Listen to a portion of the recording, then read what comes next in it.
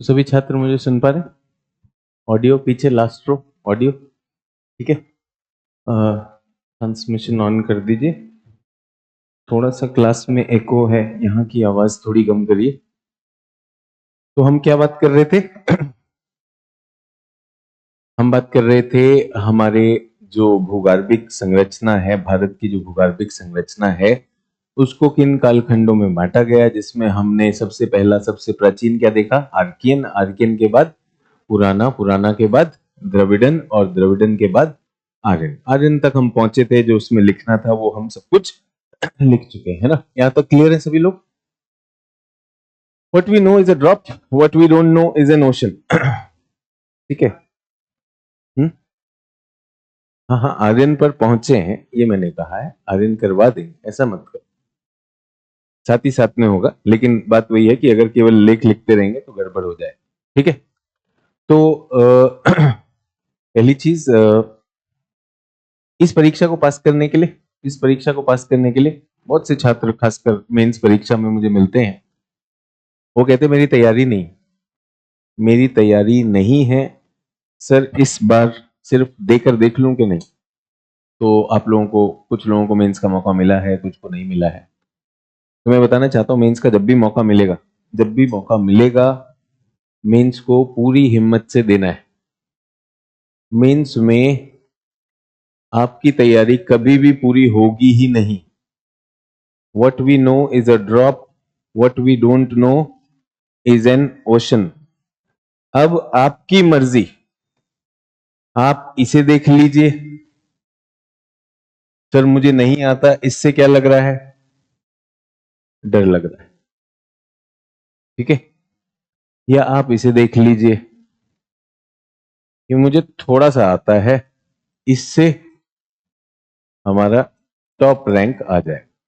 सबकी यही कहानी, सबकी यही कहानी। कुछ लोग मेंस देकर फेल होकर तभी गलती का एहसास करते हैं। मेरे पास बहुत से छात्र आते हैं, भूगोल में एक किताब है सविंद्र सिंह ने लिखी है, और वो किताब कोई खास उपयोगी किताब नहीं है, बट फिर भी मन में रहता है कि हमने वो किताब नहीं पढ़ी, इसलिए सर मैं पिछली बार मेंस फेल हो गया था। इस बार पढ़ लो। वो फिर पढ़ता है उसे, फिर पढ़ने के बाद लगता है तो कुछ नहीं हुआ, फिर दोबारा फेल हो जाता है। तो पिछली बार बिना पढ़े फेल हो गए थे, इस बार पढ़ के फेल हो गए थे। किस पर? इस चीज पे भरोसा जरूरी है। What we know is a drop. आप खुद सोच के देख लीजिए, जितनी भी जानकारी हो, जितनी भी जानकारी, मान लीजिए दुनिया की जितनी भी जानकारी है, उसकी कितनी जानकारी मुझे होगी? शिक्षक, सर्वश्रेष्ठ शिक्षक को कितनी जानकारी होगी? दुनिया की सारी विधाओं को अगर हम ले लें, एक बूंदी तो होगी। उस बूंद में भी वो सर्वश्रेष्ठ हो सकता है कि नहीं हो सकता है? तो ज्ञान का तो कोई सीमा नहीं है। ये तो गूगल है, ये तो गूगल है। अगर गूगल देखने लगे तो आप निश्चित रूप से डरेंगे, गूगल देखने लगे तो आप निश्चित रूप से डरेंगे। लेकिन अगर ये है तो काम बन जाए। तो ये बताना चाहता हूँ राइट इन द बिगिनिंग, बहुत सारे छात्र मुझे यहाँ पे सुनते हैं, ऑनलाइन भी सुनते हैं, ऑफलाइन भी सुनते हैं। यूपीएससी का चमत्कार ही ये है। आप मुझे एक बात बताइए, आप अपनी 8वीं क्लास, 8वीं क्लास का परीक्षा जब हुई थी, तो क्या आपको एक सिलेबस दिया गया था? पूरा करके गए थे कि नहीं करके गए थे? पूरा करके गए थे। तो आदत क्या है? सिलेबस पूरा करेंगे, उसमें से प्रश्न आएगा। 10वीं में फिर बोर्ड आ गया, 10वीं का सिलेबस मिला, 10वीं के सिलेबस से पहले लंबी छुट्टी भी मिली, भाई बढ़िया से कर लेना, नहीं तो पंखे पे लटकते हो तुम लोग फिर फेल होने के बाद। तो पूरा मौका दिया गया, पेपर भी आसान सेट किया गया। बोर्ड का पेपर, अगर आप सीबीएसई आईसीएसई बोर्ड है तो आसानी सेट करते हैं, यूपी बोर्ड थोड़ा इसमें अभी भी दुष्ट बना हुआ है। ठीक है। फिर भी आपका सिलेबस आप करके चले गए। तो हमारी क्या आदत हो गई है कि हमें यह लगता है कि सिलेबस जिसकी एक सीमा निर्धारित होती है, इस सीमा को कर लीजिए और आपके परीक्षा में अच्छे अंक आएंगे। फिर हम 12वीं में आ गए। 12वीं में अगर आपने विज्ञान लिया था तो विज्ञान ने थोड़ा बहुत आपको झकझोरना शुरू किया कि भाई सिलेबस तो ठीक है, सिर्फ सिलेबस से नहीं होता, सिलेबस की गहराई भी होती है, चौड़ाई भी होती है, लंबाई भी होती है, मोटाई भी होती है, सारे चक्कर आते हैं, बट फिर भी सिलेबस वहां भी था। यूपीएससी में यही दिक्कत है, पहली बार ऐसा होता है कि हमने पूरा किया ही नहीं होता है। और आप ही नहीं, सभी लोगों के साथ ऐसा होता है। तो सब लोगों को एक ही डर सता रहा होता है, यार सिलेबस कैसे खत्म होगा, सिलेबस कैसे खत्म होगा, मेरा तो सिलेबस ही नहीं खत्म हो रहा। और यहां पर क्या है? जितना किया उससे पास होना, जितना किया उससे पास होना है। ठीक है, सर मुझे स्टेट पीसीएस भी देना है, क्या इससे हो जाएगा? ये देखो ऐसे ऐसे है ये मुझे स्टेट पीसीएस भी देना है, क्या इससे हो जाएगा? बेटिया सुबह जो है ना नीम के पत्ते में किशमिश पानी में डुबो के लोगी तो पक्का हो। कह ही रहे हो तो एक ताबीज भी बांध लेना, दाएं हाथ में बांध लो, ठीक है। उसमें क्या रखोगे? थोड़ा सा और देशभक्ति करता हूं, मम्मी पापा के चरणों की धूल डाल लेना, तभी जाकर होगा। बताओ, इससे हो जाएगा? अभिजीत, यार थोड़ा सा क्लास में टेम्परेचर और डाउन हो सकता है, कुछ एसी कहीं पर वो होंगे, है ना?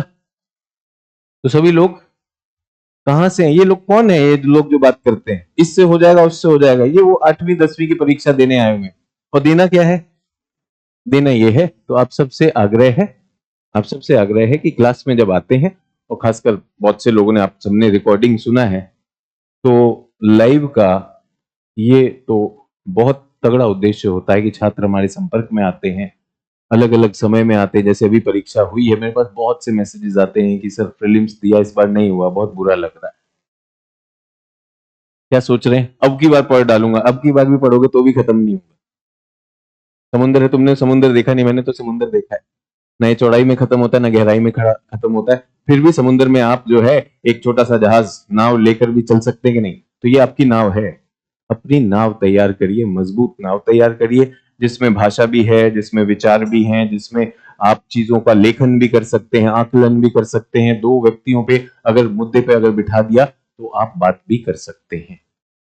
ठीक है, तो ये आज की क्लास की शुरुआत। हम यहां पर थे कहां पर थे? हम थे यहां पर पहले हार्डियन, आर्कियन, फेनेरोजोइक, प्रोटेरोजोइक। एक बार फिर से रिकैप कर रहा हूं, ये किसका था? यूरोपीय लोगों ने विश्व के जो काल है, भूगर्भिक काल है, उसे 4 खंडों में बांटा, उसका आगे भी विभाजन किया, वो आपके लिए बहुत ज्यादा जरूरी नहीं है। हमारे लिए कुछ शब्द इंपॉर्टेंट थे। प्रोटेरोजोइक, प्रोटेरोजोइक मतलब जीवन से जुड़ा हुआ पुराना जीवन, मध्यकालीन जीवन। और सीनोजोइक, अभी कौन सा चल रहा है? सीनोजोइक चल रहा है। सीनोजोइक में भी 2 कल्प चलते हैं, तृतीयक और चतुर्थक कल्प चलते हैं। अब इनके लिए हमने एक शब्द ढूंढा, कैम्ब्रियन। कैम्ब्रियन पूर्व और कैम्ब्रियन उपरांत। हम किस में इंटरेस्टेड हैं? कैम्ब्रियन के उपरांत के काल में ही इंटरेस्टेड हैं। हम इससे पुराने नहीं जाते, क्योंकि हम कोई भूगर्भ शास्त्री तो है नहीं, हमें उससे ज्यादा नहीं करना। इस काल को जब भारतीय भूगर्भ में देखा गया तो उसका नाम रखा गया आर्यन और पुराना। आर्यन और पुराना रखा गया, और उसके बाद आया द्रविडन। और अब जो हमारा बचा है, सॉरी ये मैंने आर्यन कहा, आर्कियन, पुराना, द्रविडन, और ये क्या है? आर्यन। तो अब हम आर्यन में हैं, तो आर्यन जो है ये अक्सर सीनोजोइक सीनोजोइक से संबंधित है। किससे संबंधित है? सीनोजोइक। मीसोजोइक खत्म हो रहा है, यहां पर कुछ चीजें हो रही है। इससे पहले भारत में कुछ घटनाएं हैं। तो आर्कियन काल में, आर्कियन काल का भारत में चाहता हूं सभी लोग देखें। तो हमें ये केजीएस की बुकलेट भी मिली, ठीक है। केजीएस की बुकलेट में कई मानचित्र दिए हुए हैं, और उसके अलावा आपके पास एटलस भी रहती है। तो मैं चाहता हूं सभी लोग अपने एटलस निकालें एक बार। एटलस निकालेंगे जल्दी से एटलस, एटलस निकाल लिया? थोड़ा सा समय इसमें बिताते हैं। तो एटलस में भारत का मानचित्र, भौतिक मानचित्र, सभी लोग भौतिक मानचित्र, सभी लोग भौतिक मानचित्र। तो पहली बात तो मैं आपको ये बताना चाहता हूं कि भारत जो आज हम देख रहे हैं, वैसा भारत हमेशा नहीं रहा है। जब पेंजिया का हिस्सा था तब छोटा सा टुकड़ा था, उसमें से निकल के आया है। तो भारत का सबसे पुराना खंड कौन सा है? भारत का प्रायद्वीपीय पठार। तो हम प्रायद्वीपीय पठार में हैं। अब हम प्रायद्वीपीय पठार में। नीलेश कह रहे हैं हमको बुकलेट कब मिलेगी? बेटा तब तक रोते रहोगे, ये सारा का सारा पीडीएफ है। आपको बुकलेट ऐसे फोटो में तो आएगी नहीं। जितने भी ऑनलाइन छात्र हैं उनको पीडीएफ में, जो भी भारत भूगोल का पीडीएफ गया है, उसको यहाँ पर ऑफलाइन में बुकलेट के रूप में दिया जाता है। ठीक है, हाँ जी। अब हम बात कर रहे हैं पठार में। हम पठार में सबसे पुरानी चट्टानें कौन सी है? आर्कियन युग की चट्टानें। देखिए कहां पर, और अगर मैं आपसे कहूं उन पर पेंसिल चलाइए, अगर पेंसिल है, आर्कियन युगीन पठार चट्टानें।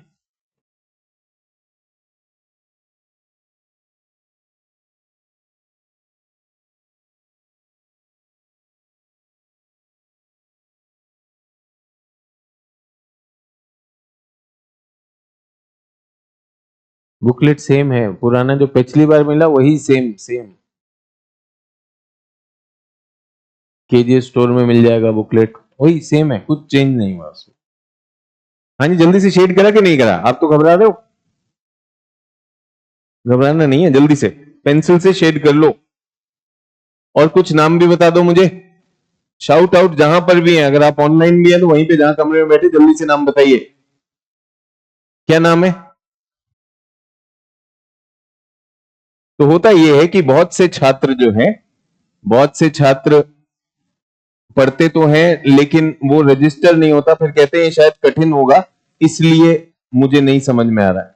तो कठिनाई नहीं है, उस चीज को आप घर में नहीं पढ़ के आए हैं। तो ये मेरा भारत हुआ, ये मेरा पठार है। और पहले भारत में क्या बना था?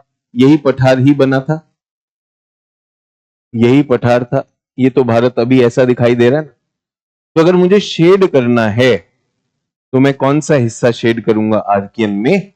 कर्नाटक का पठार, जिसे हमने क्या कहा? धारवाड़।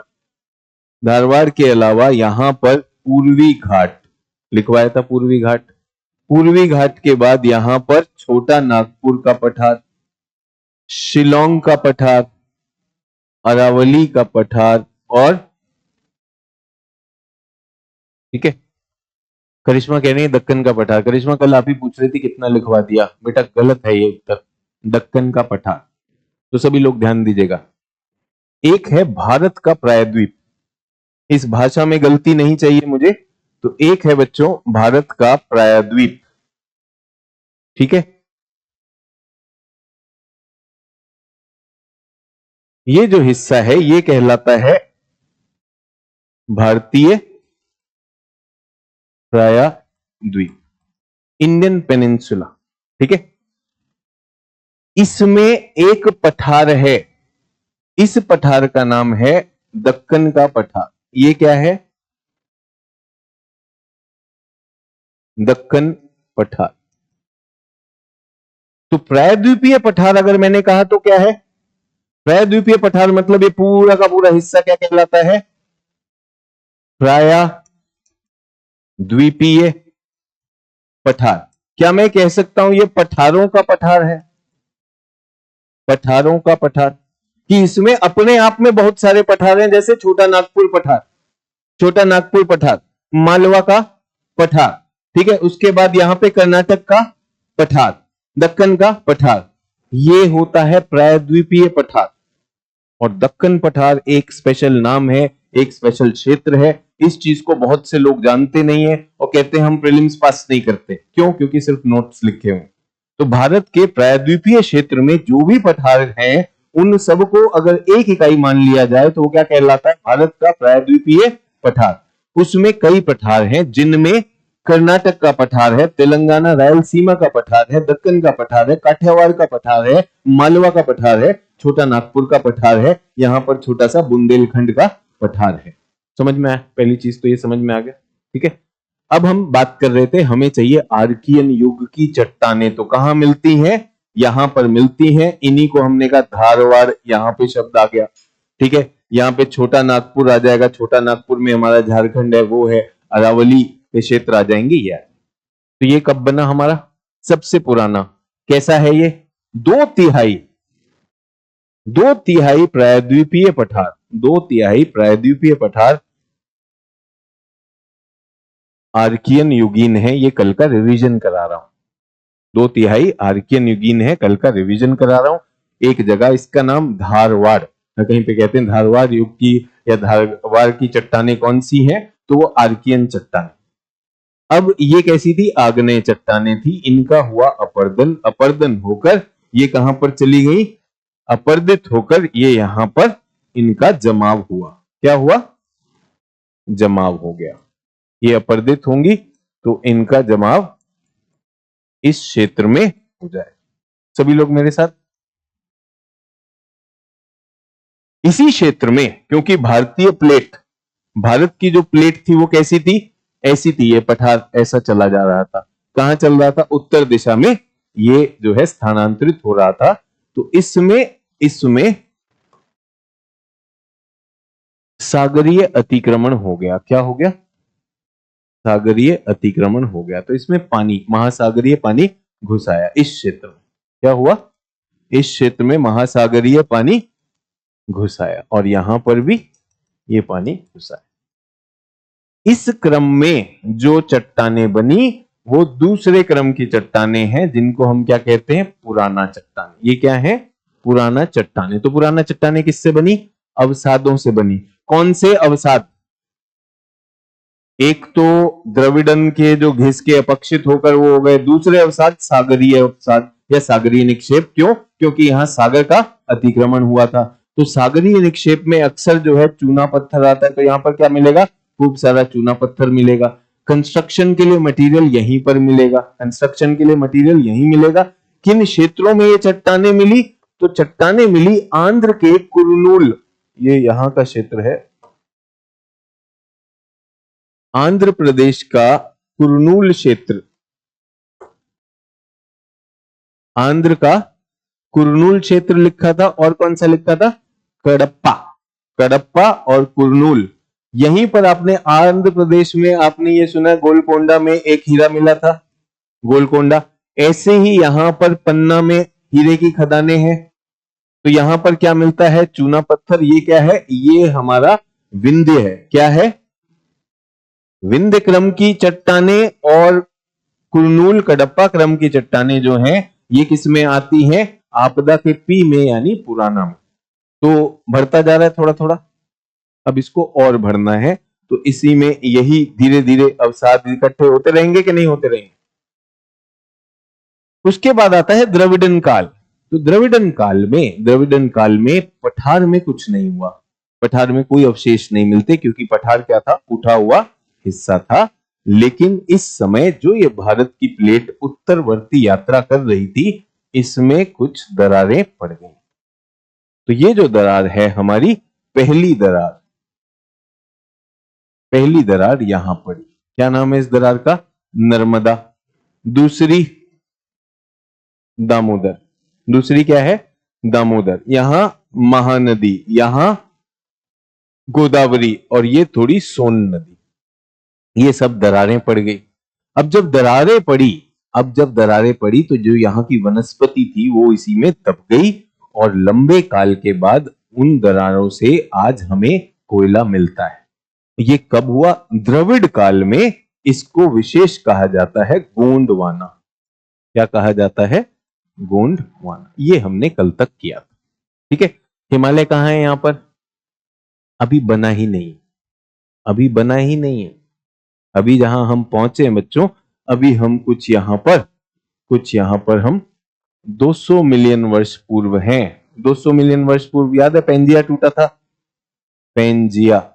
हिमालय जो बने हैं बच्चों, हिमालय की उत्पत्ति 30 मिलियन की। तो हिमालय था?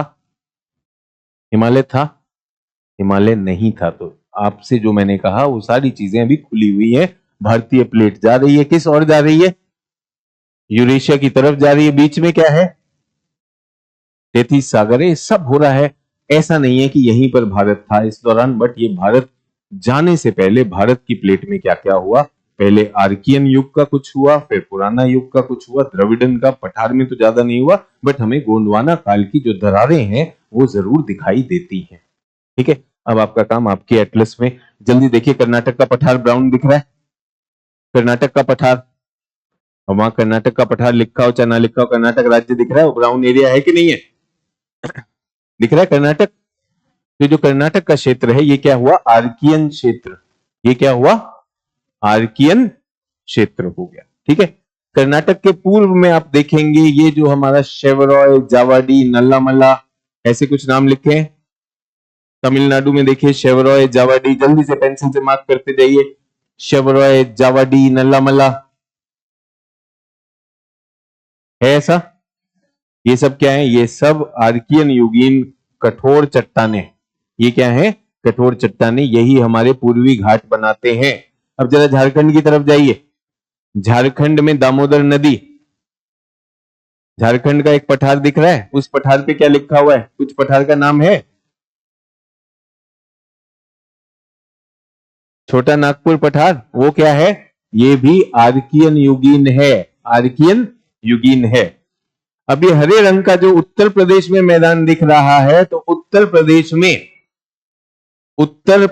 में आप देखिए उत्तर और मध्य प्रदेश पर एक जगह लिखा होगा बुंदेलखंड। रवि यादव, समय मत व्यर्थ करो, पहली क्लास में बताया है कि एटलस आपके पास ऑक्सफोर्ड होनी चाहिए। इसका मतलब आप सीरियस नहीं है रवि यादव। धन्यवाद बताने के लिए बच्चों। ये रवि यादव नाम का छात्र है, अभी तक पूछ रहा है सर एटलस कौन सा अच्छा होता है। बाकी आपकी श्रद्धा, आप इसको कितना सीरियस या नॉन सीरियस जानते हैं। रवि यादव क्लास में बाधा करना बंद करो, ठीक है। आप घर में बैठे हुए हो, आप घर पे बैठे बैठे आईएएस बन जाओगे बिना एटलस के। मोदी जी आपको पर्चा देने आएंगे, ऐसा सोच रहे हो रवि यादव। सुबह सुबह कौन चढ़ाए हो भाई, हमें भी दे दो, हमारा भी दिन बढ़िया रहेगा, है कि नहीं। एटलस के बारे में कुछ बता दीजिए, कहो तो मैं डोनाल्ड ट्रंप के बारे में भी बताऊं। तो पहले दिन ही हम बात कर रहे हैं कि भाई एटलस आपके पास होनी चाहिए। आप लोग इसकी रिकॉर्डिंग भी देख चुके हैं, बैच रिकॉर्डिंग भी देख चुका है, इससे पहले आपकी वर्ल्ड ज्योग्राफी भी होगी। ये चचा अभी भी फरमा रहे हैं सर एटलस के बारे में बताए दें, ठीक है। तो सभी लोग, क्या मिला हमें, बुंदेलखंड। ये बुंदेलखंड कहां का है, कौन सी युग का है, आर्कियन युगीन। अरावली दिखा, आर्कियन युगीन। अरावली दिखा, अरावली कहां पे, राजस्थान में, आर्कियन युगीन। पूर्वोत्तर में मेघालय में एक पठार है, मेघालय में एक पठार है, क्या नाम, शिलोंग का पठार। तो ये होता क्या है कि हम चीजों को याद करने की कोशिश कर रहे हैं। हम कह रहे हैं सबसे पुराने, भारत की सबसे कठोर चट्टानें कहां मिलेंगी, यहीं पे मिलेंगी। भारत की सबसे धात्विक चट्टानें कहां मिलेंगी, यहीं पे मिलेंगी। कब बनी है, भारत से बहुत पहले की है। और मैं आपको बताना चाहता हूं कि मनुष्य की उत्पत्ति अफ्रीका में हुई है, मनुष्य की उत्पत्ति अफ्रीका में हुई है। और जब होमोसेपियन की हम बात करते हैं, होमोसेपियन जो हम हैं, 50,000 वर्ष पहले, 50,000 वर्ष पहले कब आते हैं, होमोसेपियन आते हैं। ये मैं किसकी बात कर रहा हूं, ये मैं 200 मिलियन साल पुरानी बातें कर रहा हूं, अरबों साल पुरानी बात कर रहा हूं। तो मनुष्य यहां पर नहीं है, मनुष्य यहां पर नहीं है। भारत जो आज हम जानते हैं वो नहीं है, वो अखंड भारत का खेल चालू नहीं हुआ था। ना इसमें हिंदू है, ना मुसलमान है, ना ये जाति है, ना पाती है, सिर्फ पत्थर है और एटलस है नहीं चचा के पास। सुबह वाला बता जरूर देना, मेरी भी सुबह थोड़ी भारी जाती है, मैं भी सेवन कर लूंगा। हम बिना उसके, घर बैठा है, घर से तैयारी कर रहा, बिना एटलस ही, जरा एटलस हो जाए और हम ज्योग्राफी में पहुंचे हुए, इंडियन ज्योग्राफी, ठीक है। हाँ जी, तो ये हो गया हमारे पास। अब हम किस में हैं, अब हमने ये देख लिया यहां पर। अब ये आपका काम होना चाहिए कि आज घर गए और इसको किस तरह से इस पे आर्कियन होगा। अब इन्हीं के साथ देखिएगा, कर्नाटक के पठार से उसके पूर्व में देखिए हमारा तेलंगाना रायलसीमा क्षेत्र आता है। तो आंध्र प्रदेश का एक तो तटीय हरा रंग है और आंध्र प्रदेश के साथ में ही पठार भी है। तो कर्नाटक और आंध्र प्रदेश के हरे रंग के बीच में जो पीला रंग है वो क्या है, वो अवसादों से बना हुआ तेलंगाना राज्य है, जो तेलंगाना का पठार कहलाता है, ठीक है। थोड़ा और ऊपर जाएंगे तो अरावली के पूर्व में देखिए जरा, अरावली के पूर्व में मालवा का पठार है। ये क्या बना होगा, अवसादों से बना है। मालवा के पठार के दक्षिण में विंध्य लिखा है। तो सभी लोगों ने एटलस देखी नहीं, इसलिए कह रहा हूं, रोक के चल रहा हूं। होने को तो मैं ये शब्दों का प्रयोग करता रहूंगा, आप लिखते रहोगे, जब देखा ही नहीं होगा तो क्या फायदा होगा। तो अभी हमने देखा मालवा, मालवा के नीचे विंध्य। ये कठोर चट्टाने नहीं है भाई, ये सब अवसादी चट्टाने, ये सब क्या है, अवसादी चट्टाने। तो आप देखेंगे विंध्य का फैलाव कहां है, विंध्य को हमने देखा, ये कहां से, चित्तौड़गढ़ से बिहार के सासाराम तक, है कि नहीं। तो आप देखेंगे विंध्य का फैलाव कहां पर है, विंध्य के पूर्व में आएंगे तो वहां पे कैमूर और भांडेर भी लिखा होगा, लिखा है कैमूर भांडेर, लिखा है कि नहीं लिखा है। सारे वही मिलेंगे। बट होता क्या है कि जब हम एनसीईआरटी पढ़ते हैं, कुछ पढ़ते हैं, हमें दिखाई नहीं देता ये है किधर। तो ये क्या है, ये हमारे पुराना काल के हो गए, पुराना काल के हो गए। यहीं पे आप देखेंगे विंध्य में ही चूना पत्थर मिलता है, यहाँ पे बहुत सारे सीमेंट उद्योग मिलेंगे, यहीं पर हमारे पन्ना की खदानें हैं, डायमंड यहीं मिलेंगे। वहां दक्षिण में जाएंगे जहां तेलंगाना है, वहां हैदराबाद है ना उसकी राजधानी, हैदराबाद के आगे यहाँ पर कौन सी नदी बह रही है, गोदावरी उत्तर से आ रही है और कृष्णा आ रही है। तो कृष्णा नदी दिखाई दे रही है बच्चों, कृष्णा नदी, कृष्णा नदी की जो घाटी है, कृष्णा नदी की घाटी में ही आपका कुरनूल और कडप्पा है। तो ये कहां पर हो गए, ये हमारे पुराना वाले हो गए, पुराना वाले हो गए। ठीक है, अब द्रविड़ हमारे पास है नहीं, द्रविड़ हमारे पास है नहीं। द्रविड़ काल के हमारे पास ये लाइनें हैं जिनमें अब नदियां बह रही हैं। जल्दी देखो, नर्मदा तापी, पश्चिम में बहने वाली सबसे लंबी नदी नर्मदा नदी, जल्दी से देखो एटलस में दिख रही है। तो ये एक भ्रंश घाटी में बह रही है, ये एक भ्रंश घाटी मतलब एक दरार है। इस दरार के उत्तर में कौन सा पर्वत है, जल्दी देख के बताओ। विंध्य पर्वत, नर्मदा के उत्तर में विंध्य है, और दक्षिण में क्या है, दक्षिण में क्या है, सतपुड़ा। ठीक है सर, इसमें नहीं दिख रहा, किसी के पास कोई भी हो, खानसर वाली एटलस हो चाहे ऑक्सफोर्ड एटलस हो, भारत के भौतिक मानचित्र में मिलेगा ही मिलेगा। जया चौहान अगर नहीं दिख रहा है तो बहुत ईमानदारी से बेटा एक क्लास बंद करो और एटलस पे काम करो। क्या फायदा है क्लास में आना और आप जो है विंध्य नहीं ढूंढ पा रही हैं और बैठे बैठे आईएएस बनेंगे। एक के पास तो एटलस ही नहीं है, दूसरे की जो है विंध्य नहीं ढूंढ पा रहे हैं। और ये दो दो क्लास हो चुकी है, उसके बाद की बात है, जब आपका परिचय कराया गया, आपको होमवर्क दिया गया, उसके बाद की बात है। जया जया ये बताइए, हम शर्मिंदा है बेटा, आप हो ना हो, हम तो बहुत शर्मिंदा है। कि हम बहुत ईमानदारी से हमने कहा कि 2 दिन बच्चे के पास एटलस है, हम उसके बारे में बता रहे हैं, परिचय कर रहे हैं, तीसरे दिन हम अपेक्षा कर सकते हैं कि वो बच्चा जो है विंध्या और सतपुड़ा ढूंढ लेगा। हमको नहीं मिल रहा है, नहीं मिल रहा है तो यूं समझ लो वो आईएएस का सिलेक्शन है जो नहीं मिल रहा है, तो प्रयास तो करना पड़ेगा ना। कुरनूल कडप्पा बिल्कुल लिखा हुआ नहीं मिलेगा, क्योंकि ये भौतिक मानचित्र है, तो शहरों के नाम तो नहीं होंगे ना, इसलिए आपको क्या बताया, कृष्णा नदी की घाटी। तो कृष्णा नदी की घाटी बता दी, हल्का पीला रंग होगा, यही तो बताएंगे, बताएंगे कि नहीं। ठीक है, डन। हाँ जी, तो ये हो गया हमारे पास। उसके बाद हमने एक तो ये देखी घाटी, अब यहीं पर आप छोटा नागपुर को मध्य से काटती हुई पूर्व की तरफ बहने वाली दामोदर नदी भी ढूंढ लीजिए। ये नदियां दिखनी चाहिए, इसके बिना काम नहीं चलेगा, केवल भौतिक मानचित्र। छोटा नागपुर पठार कहां दिखाया था, झारखंड में, वहां दामोदर नदी, नदियां जो है नीले रंग से होंगी, नीले में लिखी होंगी, मिल गई दामोदर नदी, पूर्व में बह रही है, जाके गंगा की हुगली में जाकर ये जुड़ जाएगी। नदियों पर भी विशेष चर्चा करेंगे, लेकिन अभी से ये देखना तो आना चाहिए, ये भी किस में बह रही है, ये भी एक भ्रंश घाटी में बह रही है।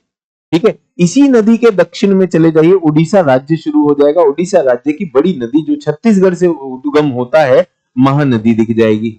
महानदी दिख गई, महानदी छत्तीसगढ़ में जो बस्तर क्षेत्र है वहां से उसका उद्गम होता है, यहां से उद्गम होता है, सभी छात्र देखेंगे ऐसे यहां से उद्गम होता है, ऐसे घूमकर यहां पर उड़ीसा में गिर जाती है महानदी।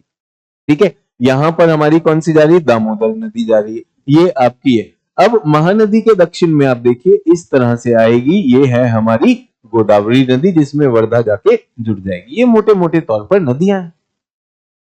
ये क्या हुआ, भ्रंश घाटियां। आज हमें कोयला ढूंढना है तो कहां पर है, यहीं पर हमारा कोयला, यहीं पर हमारा कोयला है।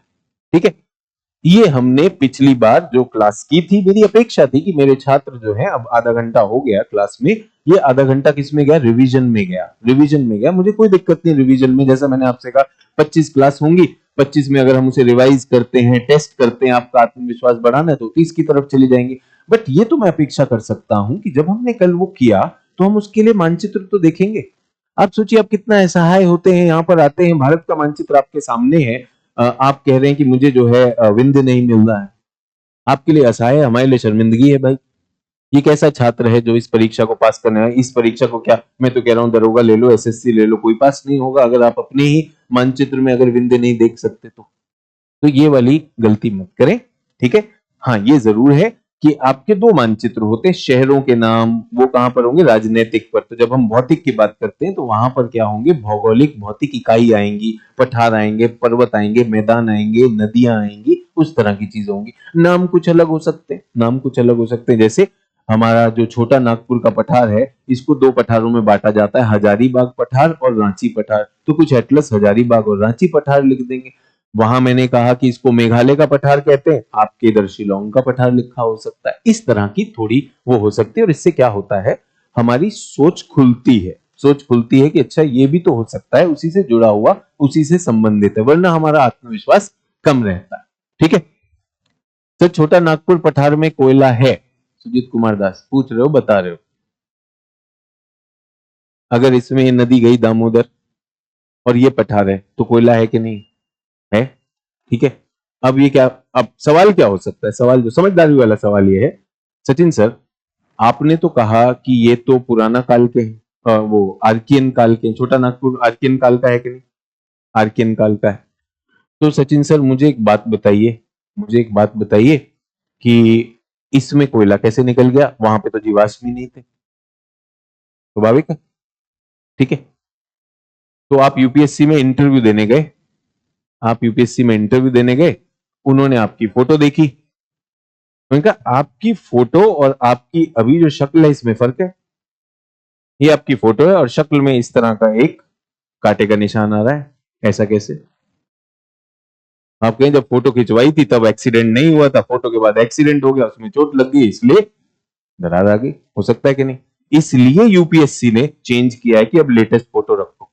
नहीं तो लोग अपने पहले अटेम्प्ट का फोटो छठे अटेम्प्ट तक चलाते थे, बालक घुसे थे और वयस्क हो गए थे। ठीक है, घुसा बच्चा था, आखिरी अटेम्प्ट में अंकल बन के पहुंचा है, बिल्कुल जो है सिर्फ नोट्स भर भर के इकट्ठा करके, पास हुआ नहीं किसी तरह, नोट्स इकट्ठा करके अंकल पहुंचे, बहुत भारी भी हो चुके, गंजे भी हो चुके, फोटो और आप में मेल नहीं हो रहा। सर ये शादी के लिए देते हैं और ये आपके लिए देते हैं। यूपीएससी ने कहा खेल बंद करो, लेटेस्ट 15 दिन वाली फोटो मांगता है कि नहीं अब? 15 दिन वाली। तो अगर भारतीय प्लेट, अगर भारतीय प्लेट की उत्पत्ति आर्कियन काल में हुई, तो इसका मतलब ये थोड़ी कि उसमें बदलाव नहीं आएंगे। तो उसी खनिजों से भरे हुए, खनिजों से भरे हुए छोटा नागपुर पठार में जब भ्रंशन हुआ, तो गोंडवाना काल की वनस्पति उसमें कोयला भी बन के आ गई। हो सकता है कि नहीं? एक के बाद दूसरी घटना हो गई। तो ये सोच आपको थोड़ा खुलने से रोक रही है अगर आप इस पे सवाल उठाएं कि सर छोटा नागपुर पठार में कोयला कहां से आया? भाई दूसरी गतिविधि से आया, दूसरी गतिविधि से आया। इतनी सी हम बात करें।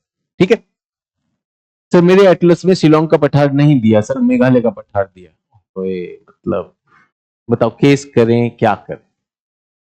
अभी बता रहे मास्टर जी की दोनों हो सकते हैं, दोनों पर्यायवाची हैं, बिल्कुल ही एब्सोल्यूट में चल रहा है। एब्सोल्यूट कौन सोचता है? Left brain. लेफ्ट ब्रेन किसे देखता है? जो प्रत्यक्ष है। राइट ब्रेन किसे देखता है? जो अप्रत्यक्ष है, जो इशारा किया गया है, समझ भी है। और हमारे पास भगवान ने क्या दिया है? दोनों चीजें दी। तो अगर दो नाम मिले हैं तो आपको मुस्कुराना चाहिए, मुस्कुराना चाहिए कि नहीं मुस्कुराना चाहिए कि भाई हमें दो नाम हो गए। इसको शिलोंग भी कहते हैं, इसी को मेघालय भी कहते हैं। ठीक है, डन।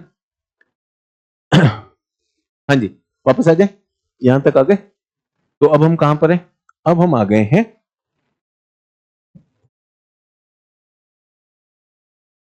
तीसरा, हम चौथा हमारा क्या है? आदित काल। तो इस काल में पठार में बहुत ज्यादा नहीं होगा, लेकिन कुछ चीजें होंगी। आर्यन काल में कुछ घटनाएं हुई हैं। तो ये जो है हमारा मीसोजोइक का अंत से वर्तमान तक, वर्तमान क्या चल रहा है? सीनोजोइक चल रहा है। सर ये मीसोजोइक सीनोजोइक समझ नहीं आया, ये कल की क्लास देख लो, कल की क्लास देख लो। मीसोजोइक का अंत है। इस काल को क्रिटेशियस काल कहते हैं। क्या कहते हैं? क्रिटेशियस काल कहते हैं। उसके बाद क्या आएगा? तृतीय। उसके बाद क्या आएगा? चतुर्थ। ठीक है। तो क्रिटेशियस काल में, इस काल में मीसोजोइक के अंत में, क्रिटेशियस काल में भारतीय प्लेट, जो कुछ और नहीं थी, क्या थी? प्रायद्वीपीय पठार उत्तर दिशा की ओर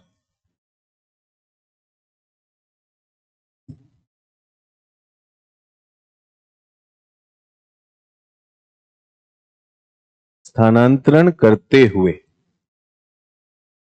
क्या कर रहा है? उत्तर दिशा की ओर जा रहा है, इसका स्थानांतरण हो रहा है। ठीक है, कहां पे हो रहा है? उत्तर दिशा की ओर ये जा रहा है। यहां पर क्या है?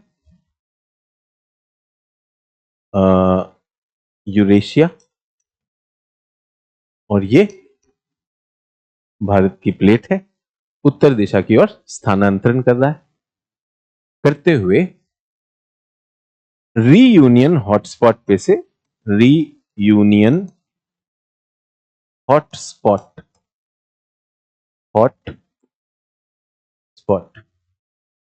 के ऊपर आया क्रिटेशियस काल। ठीक है, तो अभी तक हमारे पास क्या है बच्चों? अभी तक हमारे पास ये तो हमारा आर्कियन है। आर्कियन है कि नहीं है? आर्कियन युगीन चीजें हैं। आर्कियन युगीन चीजों के अलावा हमारे पास क्या है? पुराना चीजें भी हैं, है या नहीं है? आर्कियन और पुराना जो है ये भारत मजे से ऊपर आ रहा है और क्या होता है, रीयूनियन हॉटस्पॉट के ऊपर से गुजरता है। अगर मुझसे समय पूछेंगे तो कुछ 70 से 55 मिलियन वर्ष लगे इसको पार करने में।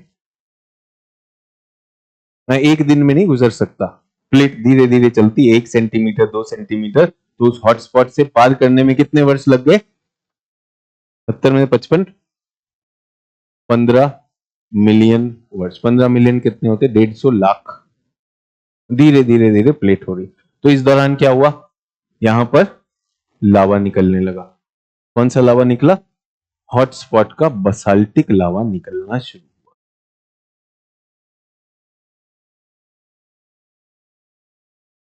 ठीक है, और ये जो भारत की प्लेट है इसमें ये फैलता चला गया। तो मुझे बताइए, कुछ आर्कियन के ऊपर, कुछ पुराना के ऊपर अब बसाल्ट आ जाएगा कि नहीं आ जाएगा? आ जाएगा। तो यहां पर हॉटस्पॉट के ऊपर आया, जिससे जिससे लगभग लगभग 2/3 भाग में बसाल्ट लावा की 3 से 4 किलोमीटर मोटी परत बन गई। मोटी परत बन गई।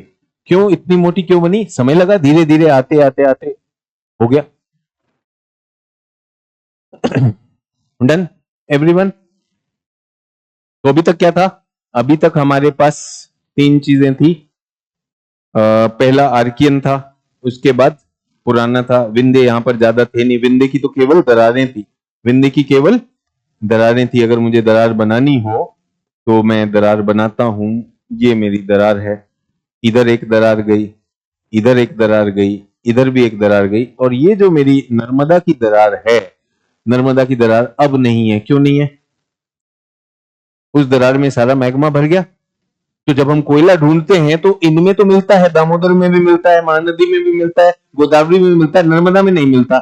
बना तो था कोयला, लेकिन कोयले के ऊपर अब जब अवसाद नहीं है, ये लावा है, ये अवसाद नहीं हो रहा बेटा, ये बसाल्ट लावा है जो निकलता जा रहा है, निकलता जा रहा है। ठीक है, तो ये आएगा यहां पर ऐसे। सर इसे रिपीट कर दीजिए। भाई लिख के दिया है, इसमें क्या रिपीट करना है? जितना मर्जी पीटना पीटो। क्रिटेशियस काल में भारतीय प्लेट प्रायद्वीप उत्तर दिशा की ओर स्थानांतरण करते हुए रीयूनियन हॉटस्पॉट के ऊपर आया तो वहां पर बसाल्ट का लावा निकला और उसकी परत बन गई। इसमें क्या रिपीट क्या करना? आपके सामने लिखा हुआ भाई, बन गया। सर क्या है? यह है रीयूनियन, वही है जो मेडागास्कर की पूर्व दिशा में है। देखिए, ये जो हॉटस्पॉट होते हैं बच्चों, ये स्थिर बिंदु हैं। इनमें से मैग्मा निकलता रहता है। जो भी इनके ऊपर आएगा, जो भी इनके ऊपर आएगा प्लेट, चाहे सागरीय प्लेट हो चाहे महाद्वीपीय प्लेट हो, ये निकलता रहेगा। ठीक है, तो प्लेट खिसक जाती है तो उसकी जगह वो दूसरी जगह निकलता है। ये मैंने आपको जनरल ज्योग्राफी में हवाई का उदाहरण देकर बताया कि हवाइयों की एक द्वीपों का एक क्रम बन गया। जो एक्टिव वोल्केनो यहां पर, जब मैंने आपको हॉटस्पॉट के बारे में बताया, तो एक हॉटस्पॉट था, उसमें से भारत गया तो भारत के ऊपर तो आ गया। अब भारत की प्लेट चली गई, हॉटस्पॉट तो यथावत वही बना हुआ है ना। अब वो कहां पर है?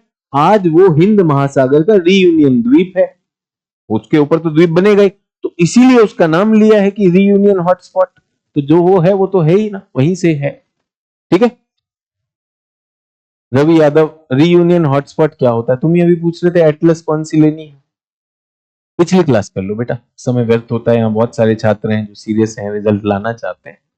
तो आप जो है चैट में, आपको शायद ऐसा लग रहा है कि आपका प्रश्न पढ़ेंगे आप मशहूर होंगे, बहुत ही मतलब एक छोटी सी चीज अर्जित कर रहे हैं आप, जबकि आप बहुत कुछ अर्जित कर सकते हैं। रवि यादव, ये रवि यादव को मोक्ष दिया जाए।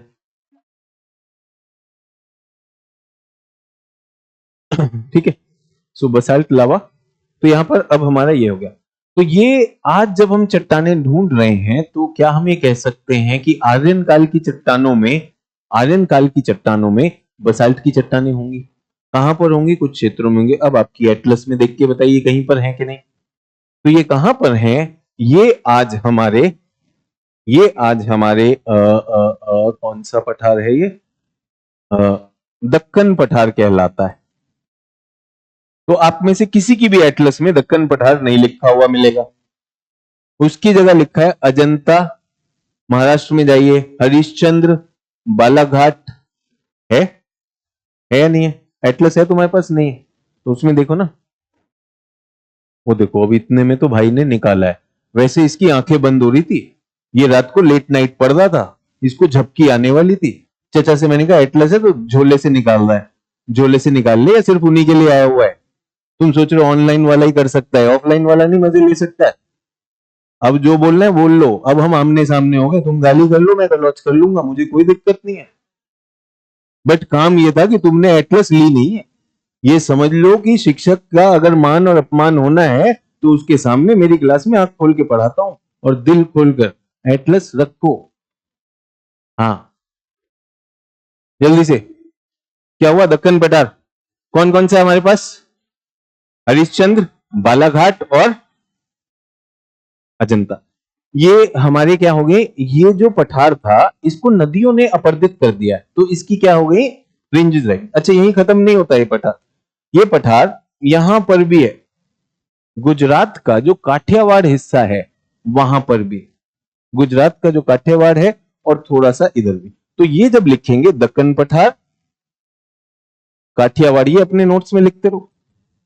दक्कन, काठियावाड़ और कुछ कच्छ के पठार में भी मिल रहा है। तो किसी छात्रा ने अभी बात की थी सर दक्कन का पठार, ये है दक्कन का पठार। ये किससे बना है बच्चों? बसाल्ट से बना है। और इसका एक विशेष बात जब हम करते हैं तो जो बसाल्ट है ये घिसने के बाद क्या हो जाता है? ये घिसने से इसकी काली मृदा बनती, काली मृदा बनती। सर क्या ये बोल सकते हैं जब अरावली का पार्ट रियूनियन के ऊपर था तब रियूनियन साइलेंट था? कैसे भैया, बैठे बैठे कुछ भी कर रहे हो। अरावली का पार्ट, अरावली यूनियन साइलेंट था, जहां से जो प्लेट गई वहां से था। अब एक कार का एक्सीडेंट हुआ, कार के एक्सीडेंट में उसका बाएं हिस्से का एक्सीडेंट हुआ, दाएं हिस्सा प्रभावित ही नहीं हुआ। तो जहां बात हो रही है भाई कहां कहां पर चोट लगी इस कार का, बाएं हिस्से में हुई। सर क्या हम ये कह सकते हैं जब दाएं हिस्सा एक्सीडेंट हो रहा था तो दायां हिस्सा के समय एक्सीडेंट नहीं हो रहा था, बाएं हिस्से में बाल की खाल क्यों कर रहे हैं भाई? जब वो उसमें इन्वॉल्व ही नहीं है। भारत की प्लेट का जो हिस्सा गया, जो हिस्सा उस रियूनियन के ऊपर था वहां पर गारा निकला और वो फैलता चला। और जो बसाल्ट का जो लावा होता है बच्चों, वो थोड़ा सा वाहित लावा होता है, वो फ्लो करता है, वो उतना डेंस नहीं होता है, तो फैलता चला गया। तो आप पाएंगे कि जो अरावली के दक्षिणी क्षेत्र है उसमें भी फैला, ये मालवा क्षेत्र में भी फैला, विंध्य के भी कुछ हिस्से को कवर करेगा और कर्नाटक के पठार के भी कुछ हिस्से को कवर करेगा। तो ये सब हुआ। तो इस तरह से एक्सटेंशन करने की जरूरत नहीं है, वो जो आपने पॉइंट लिया वो इतना कोई खास मान्य नहीं। ये हो गया आर्यन में। अब हम आगे बच्चों तृतीयक और चतुर्थक। तृतीयक और चतुर्थक में, तृतीयक और चतुर्थक में जो हमारा प्रायद्वीप, हमारे यहां पर भूगर्भिक घटनाओं का केंद्र क्या रहा? हिमालय निर्माण। और हिमालय के बाद क्या बना है? उत्तरी मैदान, उत्तरी मैदान का निर्माण। और जो हमारे पठार में पठारीय चट्टानों में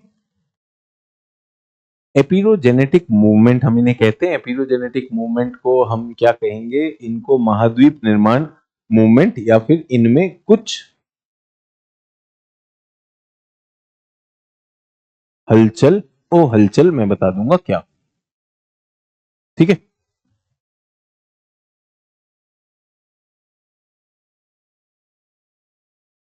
पंकज कल की क्लास देखो बेटा, समय नहीं व्यर्थ करो।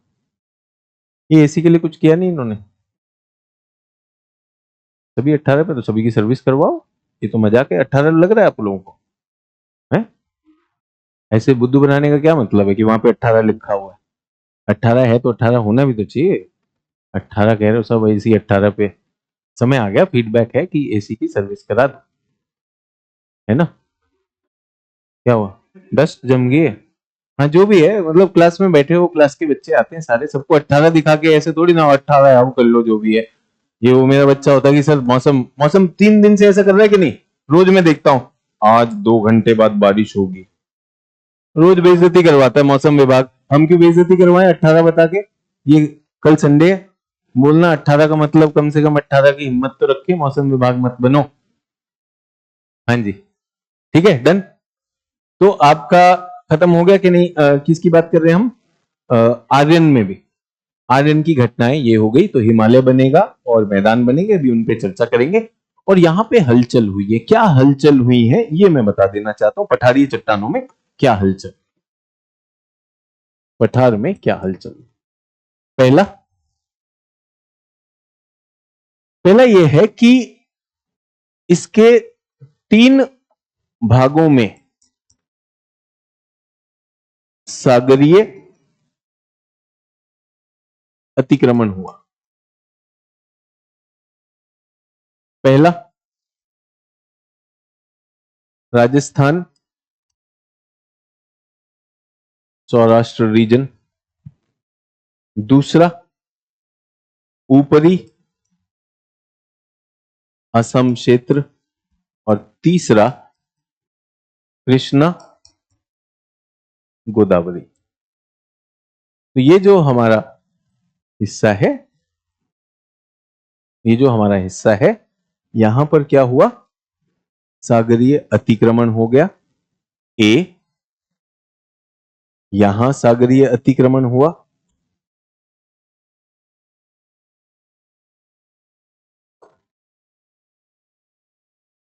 बी, और यहां सागरीय अतिक्रमण हुआ। सी। सागरीय अतिक्रमण जो ये हुआ है, इससे हम पाएंगे कि ये सारे की सारे जो जो हमारा निमग्न तट है, यहां पर जैविक अवसाद जो है वो एकत्रित हो जाएंगे, और बाद में ये तेल व गैस भंडार बनेंगे।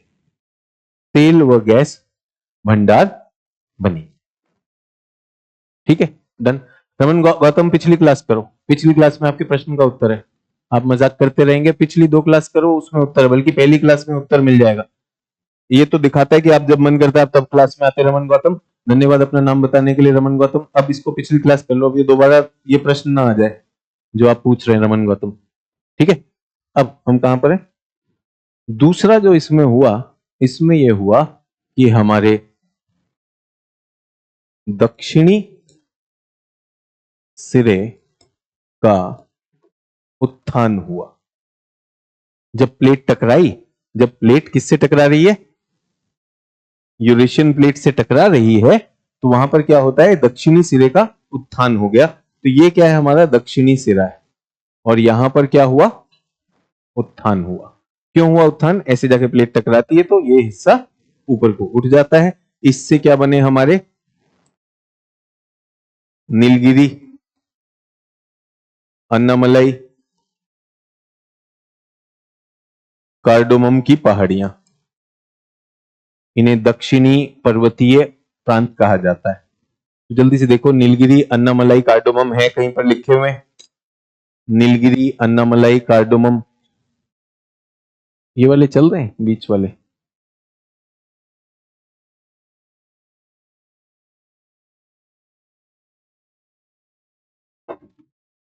मिला?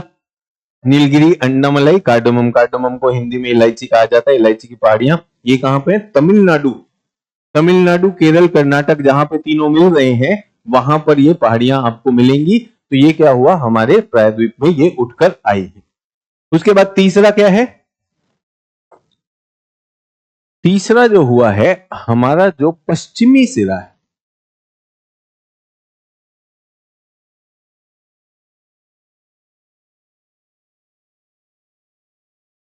भ्रंशन हुआ है, पश्चिमी सिरे का भ्रंशन हुआ, ठीक है, और धंसान हुआ है, जिससे हमारा क्या बना? पश्चिमी घाट बना, पश्चिमी घाट बना। तो ये जो हिस्सा था, ये यहां पर एक दरार पड़ी, ये दरार पड़ गई, दरार की वजह से ये हिस्सा ऐसे नीचे की ओर धंस गया। तो अब हमारा जो पश्चिमी हिस्सा है वो ऐसा दिखाई देता है और पूर्वी हिस्सा ऐसा दिखाई देता है, ठीक है। यहां पर पहले ये इस तरह से हुआ करता था,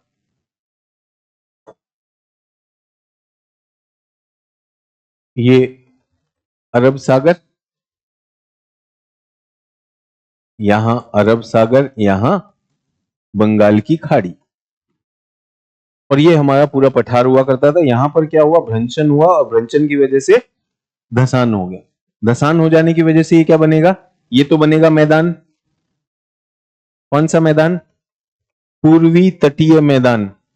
और इधर वाले में अवसाद इकट्ठे हो जाएंगे, ये भी बनेगा मैदान। ये क्या बनेगा सर? ये पश्चिमी तटीय मैदान, और यहां पर पूर्वी तटीय मैदान। लेकिन ये जो उठा हुआ क्षेत्र है, ये हमारा क्या बनेगा? ये बनेगा पश्चिमी घाट, जिसको हम सह्याद्री भी कहते हैं, जिसको हम सह्याद्री भी कहते हैं। क्लियर है? तो सभी लोगों को पश्चिमी घाट दिखाई दे रहा है? पश्चिमी घाट, सह्याद्री, सह्याद्री लिखा है वहां पर या पश्चिमी घाट लिखा है? पश्चिमी घाट लिखता है, पश्चिमी घाट लिखा है, ठीक है। सागरीय अतिक्रमण कैसे हुआ समझ में नहीं आया, तो एक बात बताइए, आपका नाम वी है, इन्होंने अपना नाम वी लिखा है, पूरा नाम नहीं बताना चाह रहे थे। क्या आप लोगों ने सुना है कि विश्व के समुद्र का स्तर बढ़ रहा है और बांग्लादेश डूब जाएगा? डूब जाएगा? तो वी ये बताओ मुझे कि बांग्लादेश में अगर समुद्री पानी आ गया, क्योंकि समुद्र का स्तर बढ़ रहा है, निचले क्षेत्रों में अगर पानी आ गया तो उसे अतिक्रमण कहेंगे। समझ में आता है या नहीं आता है? तो सर प्लेट पे अतिक्रमण कैसे हुआ? वो भी तो आज भी तो हो ही रहा है। विश्व के निचले स्थानों में सागर का स्तर बढ़ जाने की वजह से क्या उन पे सागर का पानी अंदर भर जाएगा कि नहीं भर जाएगा? वो डूब जाएंगे, जलमग्न हो जाएंगे कि नहीं हो जाएंगे? इसको तकनीकी भाषा में क्या कहते हैं? सागरीय अतिक्रमण हो रहा है। हो सकता है, एक तो यह है सागर का स्तर बढ़ रहा है, कुछ जगह पर क्या हो सकता है? वो जमीन का धंसाव हो गया। तो ग्रीस एक ऐसा देश है जो धीरे धीरे उसका स्तर का धंसाव हो रहा है, धीरे धीरे ग्रीस डूबता चला जाएगा। नाव ले लीजिए, नाव में अगर पानी, नाव में अगर छेद हो जाए तो नाव धीरे धीरे डूबने लगेगी कि नहीं डूबने लगेगी? बैठे बैठे सागरीय अतिक्रमण कैसे हुआ समझ में नहीं आया? हिंदी मातृभाषा समझो। जल स्थल पर चढ़ गया। हिमयुग जब आते हैं तो पानी जो है बर्फ बन जाता है, तो विश्व का सागर का स्तर नीचे चला जाता है। उस समय भूमि सागर के ऊपर निकल आती है, और जिस समय आजकल वैश्विक तापन हो रहा है, बर्फ पिघल रही है, तो पानी का स्तर बढ़ रहा है, तो भूमि क्या हो रही है? पानी में जलमग्न हो रही है, तो ये जल का अतिक्रमण। ठीक है सर। भ्रंशन सर एक और बार बता दीजिए, क्या बताना भाई?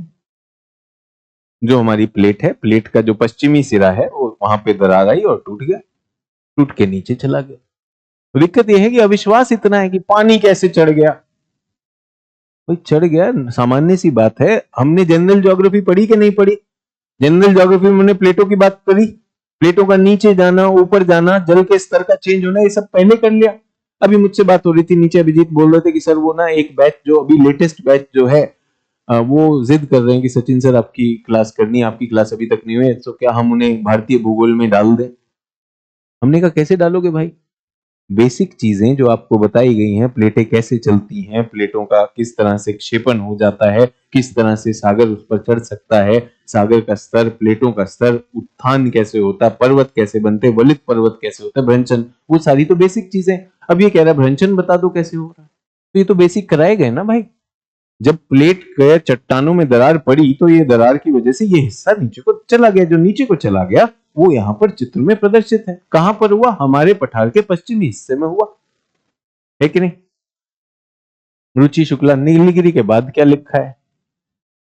सुनना है नहीं बस, हम नीलगिरी के बाद क्या लिखा है बस ये वाला साफ साफ बता दो। जबकि मैंने आपको समय दिया कि जरा ढूंढिए नीलगिरी, अन्नामलाई और कार्डोमम है या नहीं है। ये भी कहा कि कार्डोमम को हिंदी में इलायची कहते हैं, बट आप सोचो उद्देश्य क्या है इनका? नोट्स लिख लूं। उद्देश्य सिर्फ नोट्स लिखना है, ना तो उसे देखना होगा ना कुछ होगा, बात हम बड़ी कर रहे हैं। ठीक है,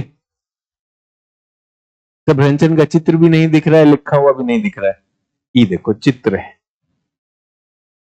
ये चित्र है कि ये हमारा पूरा का पूरा पठार हुआ करता था, ये हिस्सा नीचे चला, यहां पर भी चित्र बनाया।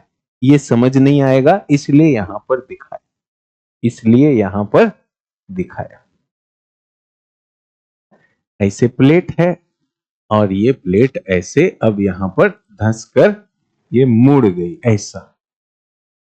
पहले पूरा ऐसा था, अब ये वाला मुड़ गया। मजा आया? मजे के लिए आया हुआ भाई वो सुबह सुबह आया बेटा। अब इसको लिखेगा कैसे और एग्जाम में कैसे बताओगे? कैसे बताओगे? शब्द इसीलिए भाषा आती है, इसीलिए भाषा आई तो हमने क्या लिखा? कह रहा ना लिखा हुआ दिख रहा है ना बना हुआ दिख रहा है, पहले लिखवाया। पश्चिमी सिरे पर भ्रंशन हुआ, धसान हुआ, उससे पश्चिमी घाट का निर्माण पहले लिखा है।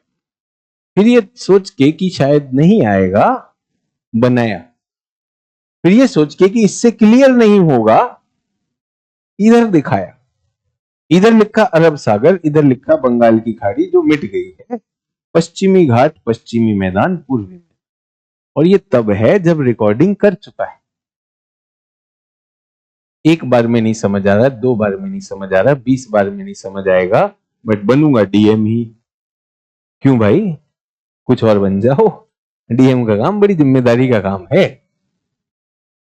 ठीक है, वही वाली बात है कि जब जब मन करता है, ये जो नेटफ्लिक्स वाला जो हो गया पढ़ाई को लेकर, कि जब मन किया कोई भी क्लास ऑन कर दी, लाइव कौन चला, कौन जमूरा बोला, चल इसकी देख लेते हैं, बीच में चैट पढ़ता भी है, बेवकूफ भी है, तो हम कुछ पढ़ भी लेंगे। ठीक है, तो सभी लोग, रिक्वेस्ट है, इंडियन ज्योग्राफी से हम शुरू नहीं करते। मुझ पे काफी दबाव था कि एक बैच की इंडियन ज्योग्राफी बची हुई है, इनको कर दीजिए, इंडियन से शुरू कर देते हैं। हम करते ही नहीं भाई, इंडियन से कैसे शुरू करेंगे? चुनौती आएगी कि नहीं आएगी? जय सिंह बोल रही मुझे कार्डोमम नहीं मिला, नहीं मिला कोई बड़ी बात नहीं, इसका मतलब वहां पर नहीं है ऐसा तो नहीं है। आगे भी पढ़ाएंगे इसके बारे में, अभी तो केवल भूगर्भिक संरचना ही तो है, इन सब के बारे में फिर पढ़ाएंगे, है ना? तो इतनी सी बात है, मजाक ना करें प्लीज, इसको सीरियसली ले लें। तो ये हुआ हमारे आर्यन में जो घटनाएं हुई हैं, तीन तरह की हलचल हुई है। एक से हमारे पास तेल आया, दूसरे से हमारे पास उत्थान से क्या बने? नीलगिरी, अन्नामलाई, कार्डोमम नाम की पहाड़ियां बन गई, इनको सदर्न हिल कॉम्प्लेक्स कहते हैं। हिमालय के बाहर दक्षिण में सबसे ज्यादा ऊंचाई वाला क्षेत्र यही है। क्यों हुआ? क्योंकि इसका उत्थान हुआ था उससे टकराने के समय, और जो इसका पश्चिमी सिरा है उसमें दरार पड़ जाने की वजह से ये टूटकर गिर गया। ठीक है, डन। तो ये हुआ हमारा, समाप्त हो गया क्या? भूगर्भिक संरचना। और फिर से कह रहा हूं सर कार्डोमम नहीं मिला, फिर से देख लो, ये भारत का मानचित्र है, अगर हम केरल का मानचित्र देखेंगे वहां मिल जाएगा कि नहीं मिल जाएगा? मिल जाएगा, लेकिन अभी एटलस देखनी नहीं आई है, और वो बहुत से लोगों ने विश्व में भी नहीं देखी है। चलिए जल्दी से बताइए क्या उत्तर होगा इसका?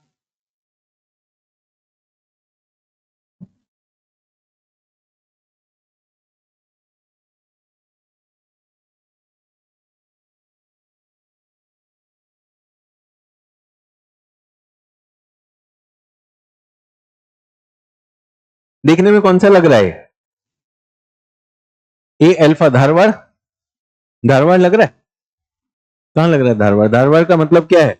धारवाड़ का मतलब तो वो है हमारा आर्कियन। तो आर्कियन तो बहुत सारे हैं, शिलोंग भी होना चाहिए था, ये पूरा पूरा होना चाहिए था। धारवाड़ तो नहीं लग रहा है। टर्शरी मतलब तृतीयक, तृतीयक में तो हिमालय बनता है, ठीक है। विंध्य और गोंडवाना, गोंडवाना का मतलब कोयला, कोयला यहां पर है नहीं है, तो एक ही बचेगा। कौन सा बचेगा? विंध्य बचेगा। सिर्फ विंध्य तो सिर्फ यहीं पर होने चाहिए। अरे विंध्य वही हो गया ना पुराना, पुराना में जो है यहां पर हमारा इस तरह का क्षेत्र था, ये वाले क्षेत्र पठारीय क्षेत्र, एक यहां था और एक यहां था, ऐसे कुछ था, यही बनना चाहिए, ठीक है। तो ये देख कर भी आना चाहिए हमको। ये क्या है हमारा? ये हमारा आर्कियन, चित्रों में बता रहा हूं। ये हमारा धारवाड़, धारवाड़ होता तो सिर्फ ये होता, ठीक है। ये हमारा विंध्य वाला, देख रहे हैं नीचे से चला, कुरनूल, कडप्पा, ये हो गया। उसके बाद ये क्या है? गोंडवाना। गोंडवाना में यहां पर कोयला, कोयला कहां पाया जाता है? आपने झरिया, बोकारो, रानीगंज सुना है, ये दामोदर की घाटी है। तालचर किसकी घाटी है? महानदी की घाटी है। गोदावरी की घाटी में या नागपुर, नागपुर से चलेगा ये सोहागपुर, भोपाल की जब हम बात करें, यहाँ पे सोन नदी है, सोन की सहायक नदी हसदेव नदी है, हसदेव के आसपास यहाँ पर मिलता है, ठीक है। अब ये डेक्कन लावा ट्रैप, जो लावा निकला, आज यहां पर क्या है हमारे पास? अजंता, सतमाला, हरिश्चंद्र, बालाघाट, ये क्या हो गया? कट गया। उसके बाद क्या हुआ? क्वाटरनरी। चतुर्थक में क्या बना? हिमालय बने, और हिमालय के बाद मैदान बने, बाकी सब ऐसे ही, और तटीय मैदान, तटीय पेटियां बनी होंगी, तो ये हमारे पास चतुर्थक में हो जाती है। क्रम में बताइए, निम्नलिखित में कौन सा भारत में सबसे पुराने से सबसे नए में आएगा? जल्दी से क्रम देखिए, स्ट्रेटिग्राफी कहते हैं इसको।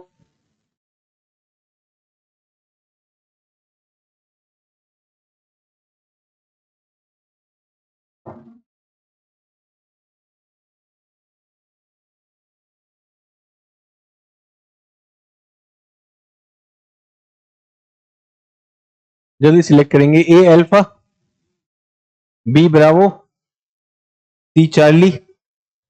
अबे सभी में यस बोलो, हाथ खड़ा करो। ए अल्फा, बी ब्रावो, देखो हाथ खड़ा करना, अब अचानक पहले यस सर हुआ था।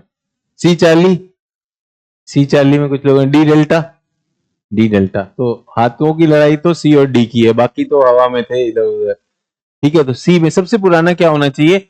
सबसे पुराना आर्कियन होना चाहिए। आर्कियन, आर्कियन का ही धारवाड़ होता है, तो सबसे पहले धारवाड़ आ जाएगा, तो सी आ जाएगा। गोंडवाना कैसे हो सकता है बेटा? गोंडवाना तो बाद में हुआ, तो सी होगा धारवाड़। इन्हीं दोनों में से होगा। धारवाड़ के बाद चतुर्थक आएगा, चतुर्थक तो एकदम लेटेस्ट होता है, तो क्या आएगा? गोंडवाना आएगा। गोंडवाना के बाद दरारें पड़ी, दरारों के बाद लावा निकला, लावा निकलने के बाद अब जो है चतुर्थक में हमारी वलन हुआ है, तो ये हमारा ये हो जाएगा डी डेल्टा, सही उत्तर।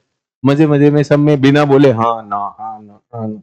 ये जो शर्मीले नौजवान बन के तुम आईएएस करने की सोच रहे हो, इसी चक्कर में आपको यूट्यूब चैनल वाले मिलते हैं। मैंने अपना जीवन बर्बाद किया, आईएएस नहीं बन पाया, 500 अटेम्प्ट हो गए मेरे, आज तक नहीं हुआ, सरकार खराब है। करने की जरूरत नहीं, संवेदनाएं लेने की जरूरत नहीं है। कॉन्फिडेंटली जो पढ़ा है उसे लागू करो और हाथ खड़ा करके डी डेल्टा, ठीक है। धारवाड़ के जो क्रम के हैं ये प्री कैम्ब्रियन है, इसलिए 570 मिलियन से पहले के। गोंडवाना कब के हैं? 570 से 240, जहां मैंने 200 मिलियन लिखा कि लगभग वहां पर हमारा पेंजिया में दरारें आ रही थी, दरार वाला हो गया।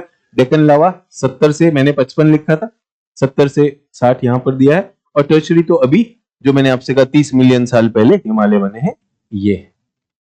मेघालय प्लेटू कैसे बना?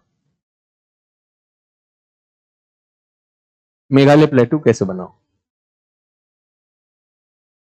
ए अल्फा, बी ब्रावो, सी चार्ली, सी चार्ली, क्योंकि यहां पर जो सबसे पुराने में वही आ रहा है, धारवाड़ ही आता है। तो आप देखेंगे यहां आर्कियन ना करके धारवाड़ लिख दिया, क्योंकि आर्कियन शब्द यूरोपीय भी था। हमें जब आर्कियन काल की जो चट्टानें मिली धारवाड़ में मिली, तो हमने उसका नाम क्या कर दिया? धारवाड़ सीरीज। तो उस समय की सारी सीरीज को हम धारवाड़ कह सकते हैं। उसी में अगर छोटा नागपुर भी कह रहा है तो वो भी हमें मानना पड़ेगा। तो मेघालय जो है धारवाड़ का हो गया। और कुछ है? अब हम आ गए physiographic divisions of India, Bharat की फिजियोग्राफिक डिविजन्स।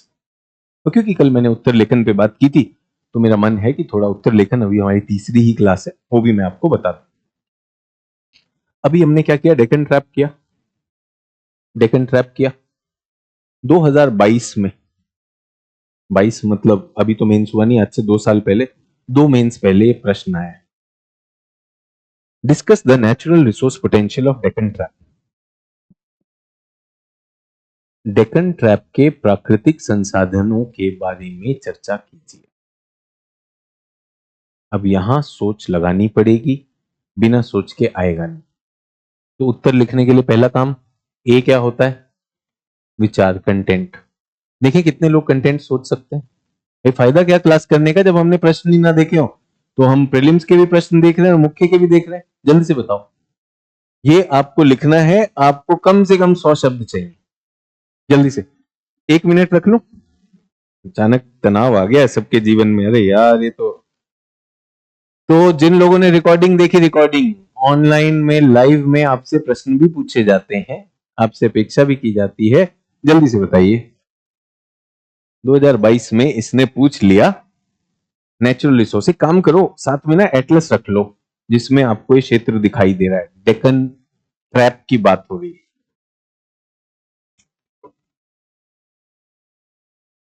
सबके पास 60 सेकंड है, देखिए कितने निकाल पाते हो बिंदु। ऐसा नहीं कह रहा हूं कि 5 निकाल दो, देखिए क्या निकलता है, गन्ने में रस है भी या नहीं है।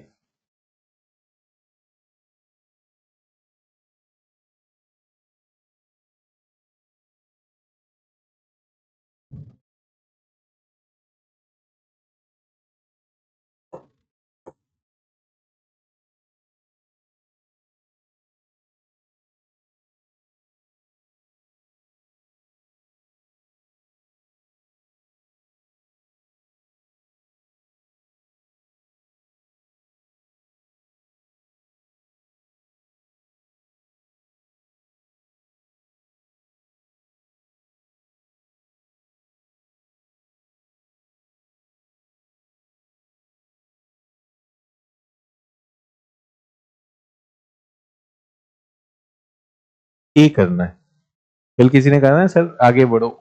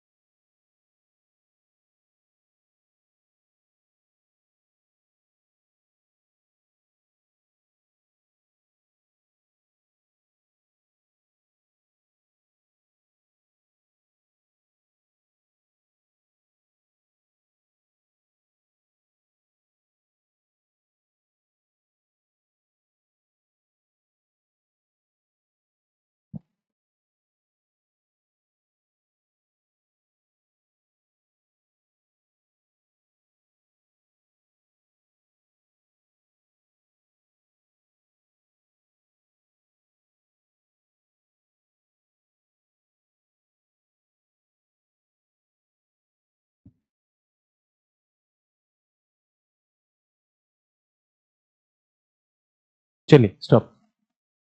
कुछ आया कि नहीं आया, कुछ आया या नहीं आया, आया है। मतलब आपको लगता है आपकी ब्रेन स्टॉर्मिंग इज्जतदार है, जोरदार है, 2022 का प्रश्न है, कुछ सोच सकते हैं, नहीं सोच सकते हैं। 200 शब्द पूछ लिए तो मर ही जाएंगे। और अगर हम 100 शब्दों में कह रहे हैं तब हो सकता है कि नहीं। तो पहली चीज तो सभी लोग स्क्रीन पे देखेंगे।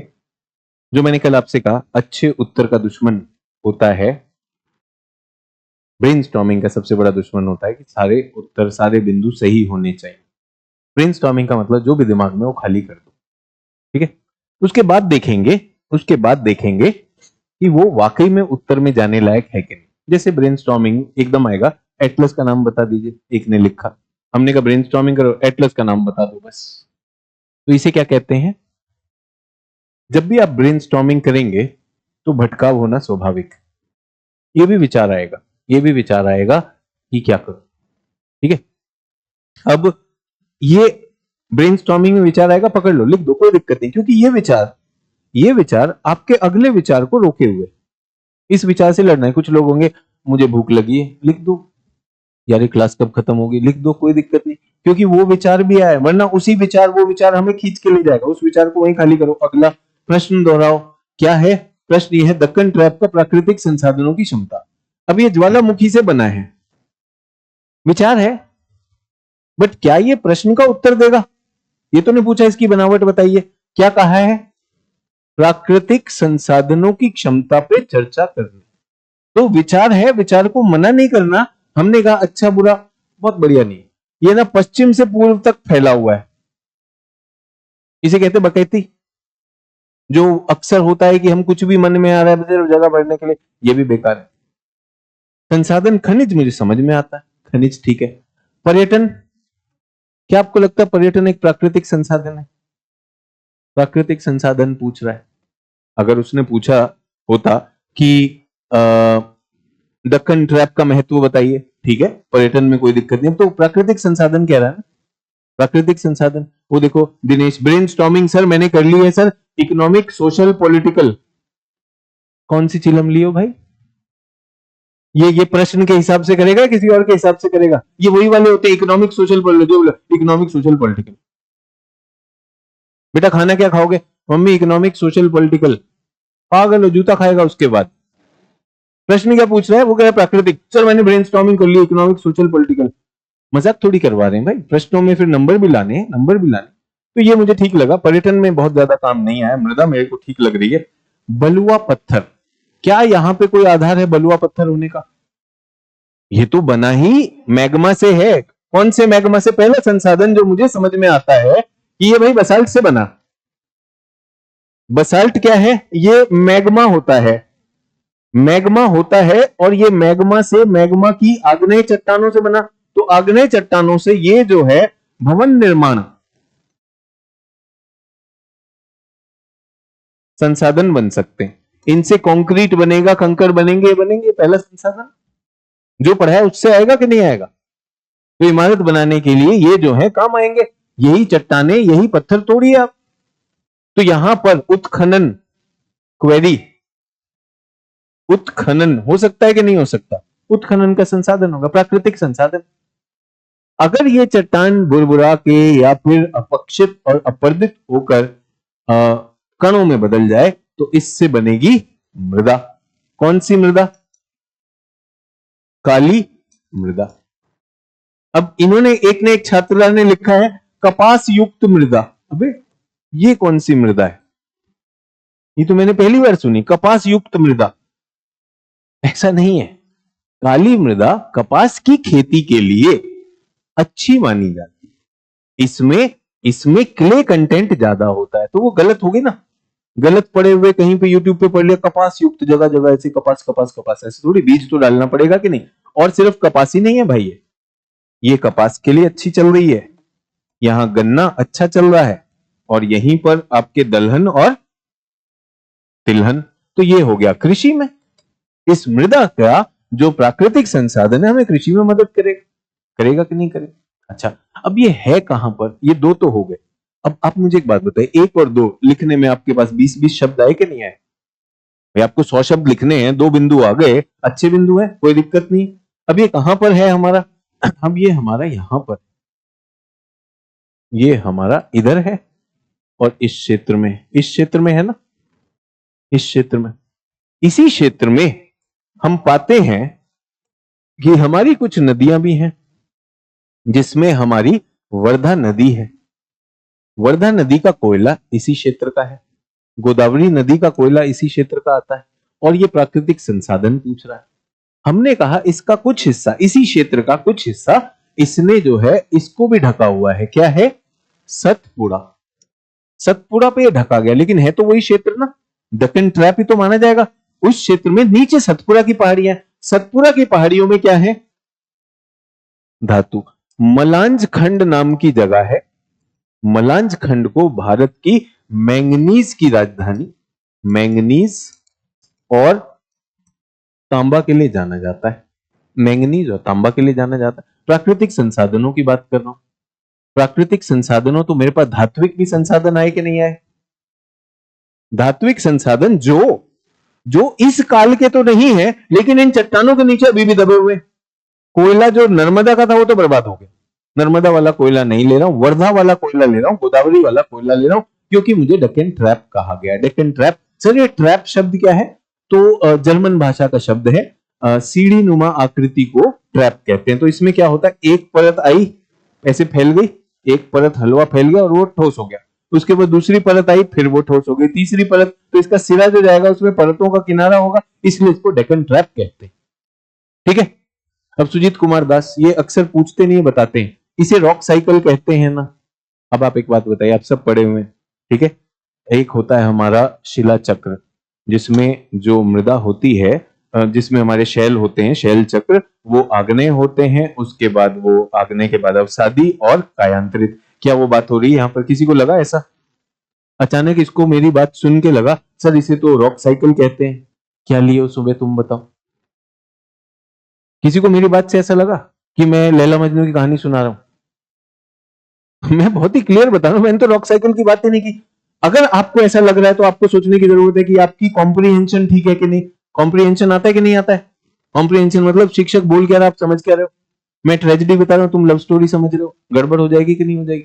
अभी हम प्रश्न ही नहीं समझ पाए थे जब किसी ने कहा कि सर इसका राजनीतिक भी है, इसका सांस्कृतिक भी है, नहीं पूछा, प्राकृतिक पूछा है। तो तीन हो गए कि नहीं हो गए?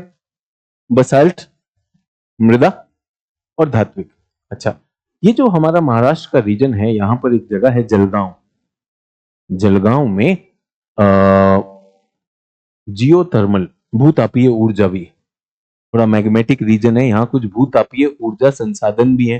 प्राकृतिक संसाधन है कि नहीं? तो हम यहां पर तीन तो ये हो गए। अब मैं यहां पर एक और संसाधन देखता हूं, ऊर्जा का संसाधन। एक तो मेरे पास क्या है, भूतापीय ऊर्जा। दूसरा, मैंने ये भी पाया कि इसी क्षेत्र में, अभी तो लिखवाया था आपको, इसके बाद, ये बनने के बाद तीन चीजें हुई थी। ये क्या हुआ था जल्दी बताओ? सागरीय अतिक्रमण। तो ये क्या है? खंबाट की खाड़ी। खंबाट की खाड़ी में भारत में क्या पाया जाता है? तेल व गैस, और यहीं पर शेल गैस भी है। तो ऊर्जा के भूतापीय ऊर्जा भी है और तेल व गैस ऊर्जा के संसाधन भी हो सकते हैं। उत्तर बन रहा है कि नहीं बन रहा है? उत्तर बन रहा है। जब हमने ये कर दिया होगा, जब हमने ये आर्थिक संसाधन कर दिए होंगे, तो हम कहेंगे इन आर्थिक संसाधनों के चलते इस क्षेत्र में आबादी का विकास हुआ, जो कृषि और आर्थिक गतिविधियां करती है। यहीं पे पश्चिम घाट होने की वजह से यहाँ की एक विशेष जैव विविधता भी पाई जाती है, क्योंकि यहाँ पे पश्चिमी घाट भी है इसके एक सिरे पर। तो यहाँ पर क्या पाई जाती है? विशेष जैव विविधता। और प्राकृतिक संसाधन आएगी कि नहीं आएगी? जो न केवल संरक्षण के लिए इंपॉर्टेंट है, अपितु यहाँ पे पर्यटन जैसे उद्योग में भी सहायक है। मैंने पर्यटन का भी प्रयोग कर लिया क्योंकि मेरी ब्रेनस्टॉर्मिंग में आया था, लेकिन मेरा केंद्र क्या रहना चाहिए? उत्तर प्राकृतिक संसाधन। क्या मैंने आपको एक और उत्तर बताया? अब एक छात्र यहाँ पे लिखता है अच्छा आगे बढ़ो, कह सकता है, जो बदतमीजी करनी है आप कर सकते हो, बट मेरा तो धर्म है ना यार, जो लेटेस्ट क्वेश्चन आए उसमें एक बार आपको वो काम कराया जाए, आप उसमें फेल हो जाइए, कोई दिक्कत नहीं है। आपने भी सोचा, आप अपनी गलती करिए ना, मेरे साथ करिए जितनी भी गलती, पर हाँ ये समय जरूर लेता है। ये चर्चा जो है, ये लाइव क्लास में जो आप आए हैं, आप जो यहाँ पर ऑफलाइन में है, ये समय जरूर लेता है, शिक्षक को समय देना चाहिए। लेकिन यहाँ पर पूछते क्या है, कितना लिखवा दिए, कितना और लिखवाएंगे? पिछली बार भी लिख चुका हूं, अभी दोबारा लिखना है कि नहीं लिखना है, ये बात है। मैंने पिछले बैच में जिनको रिकॉर्डिंग मिली, क्या ये डिस्कशन किया है मुझे नहीं पता। मेरा मन होता है मैं किसी प्रश्न का कर लेता हूं, किसी का नहीं, क्योंकि ये तो उदाहरण की तरह है ना, कोई सा भी ले सकते हैं। अभी आपके साथ डेक्कन लावा ट्रैप किया था, इसलिए इसका चर्चा कर ली। और बताता हूं, ये तो इस पर आज कोशिश करेंगे ये वाला उत्तर लिखने की। भारत के डेक्कन ट्रैप के प्राकृतिक संसाधनों की क्षमता पर चर्चा करें।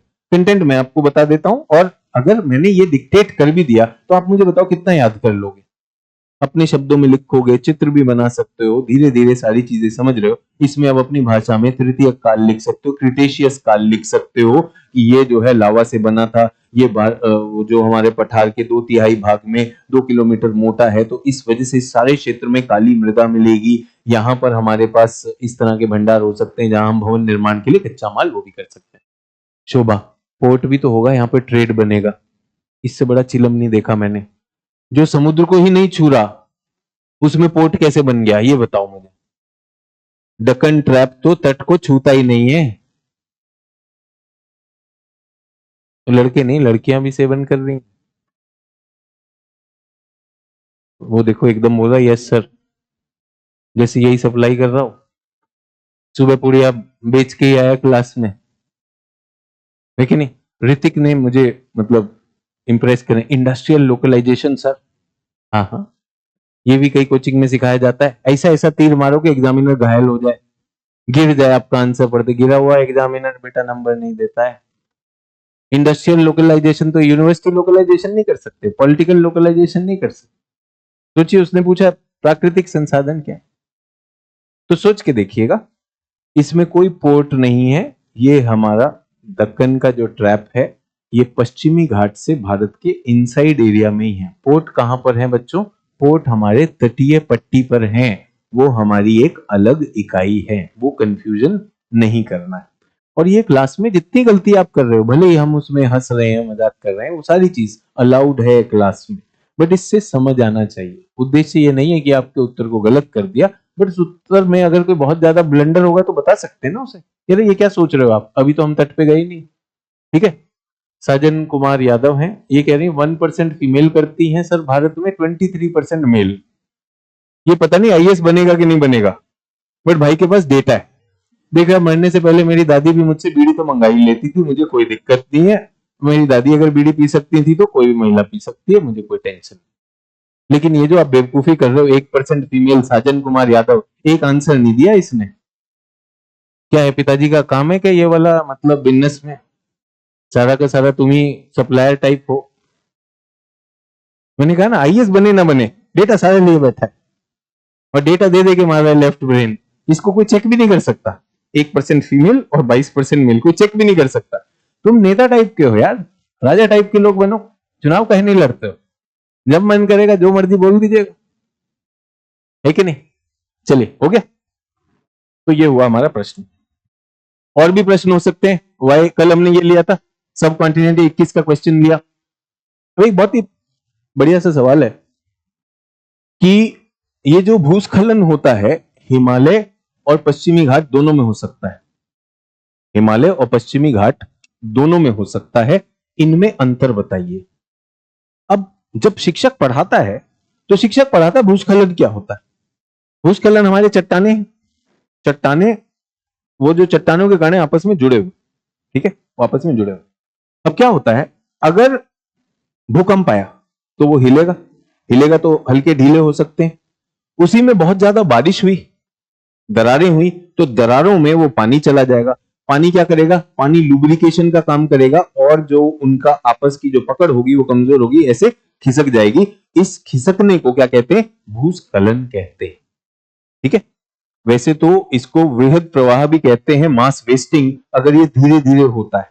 अगर ये धीरे धीरे होता है तो इसको वृहद प्रवाह का नाम दिया जाता है, मास वेस्टिंग। अगर ये अचानक हो जाए, तो इसको क्या कहते हैं? भूस्खलन। एक हिस्सा कमजोर पड़ के खिसक कर दूसरे पर ही फिसल गया, रपट गया। इसे स्लाइड भी कह सकते हैं, इसे स्लंप भी कह सकते हैं, कई तरह का होता है। हम ज्योग्राफी ऑप्शनल में ये अपने बच्चों को सिखाते हैं। अब यूपीएससी ने यहीं पे खेल खेल लिया, भूस्खलन के भी दो प्रकार बना दिए। हिमालय के भूस्खलन और पश्चिमी घाट के भूस्खलन में अंतर बताइए। अब वो कब बताएंगे वो तो बाद की बात है। मैं कह रहा हूं अभी तक जो हमने पढ़ा है, क्या उससे हमारे पास कोई एक बिंदु आता है? अगर मैं आपको चैलेंज करूं, चैलेंज का मतलब ऐसे मत लगे कि आपको चुनौती दे रहा हूं, आप ये समझिए कि आपके दिमाग को मैं एक बार सोचने के लिए आमंत्रित कर रहा हूं। यार, आपने तो तैयारी की नहीं है। 2021 में भूस्खलन मैंने आपको बता दिया। भूस्खलन बहुत ही सिंपल सी बात है, लैंडस्लाइड। दोनों में अंतर पूछ लिया इसने। तो अगर ऐसा प्रश्न आएगा तो मैं देखना चाहता हूं यहाँ पे कितने लोग हैं जो कुछ अंतर जो जानते हैं। जैसे मैंने कहा ना, जो हम जानते हो तो एक बूंद है, उस बूंद से कुछ निकाल सकते हैं? दोनों में अंतर? हाँ जी, अच्छा, ये पुरानी चट्टाने वो नई चट्टाने, इसमें तो मजा तो नहीं आया। आपने शब्द तो यूज किया लेकिन उसको अप्लाई नहीं कर पाए। सिर्फ वेस्टर्न घाट का भ्रंशन एक पॉइंट है, बिल्कुल गलत है। वो तो वेस्टर्न घाट बने थे भ्रंशन से, वो तो हो चुका। वेस्टर्न घाट बन चुके, हिमालय बन चुके हैं। अब आपसे कह रहा है कि दोनों में भूस्खलन आते हैं। भूस्खलन आपने पिछली बार सुना वयनाड में कितना खतरनाक हुआ, पिछले उसी में पिछले बरसात में, वो वयनाड का भूस्खलन था। और ऐसे ही हमारे उत्तराखंड में भी आ जाते हैं। इन दोनों का अंतर पूछ लिया।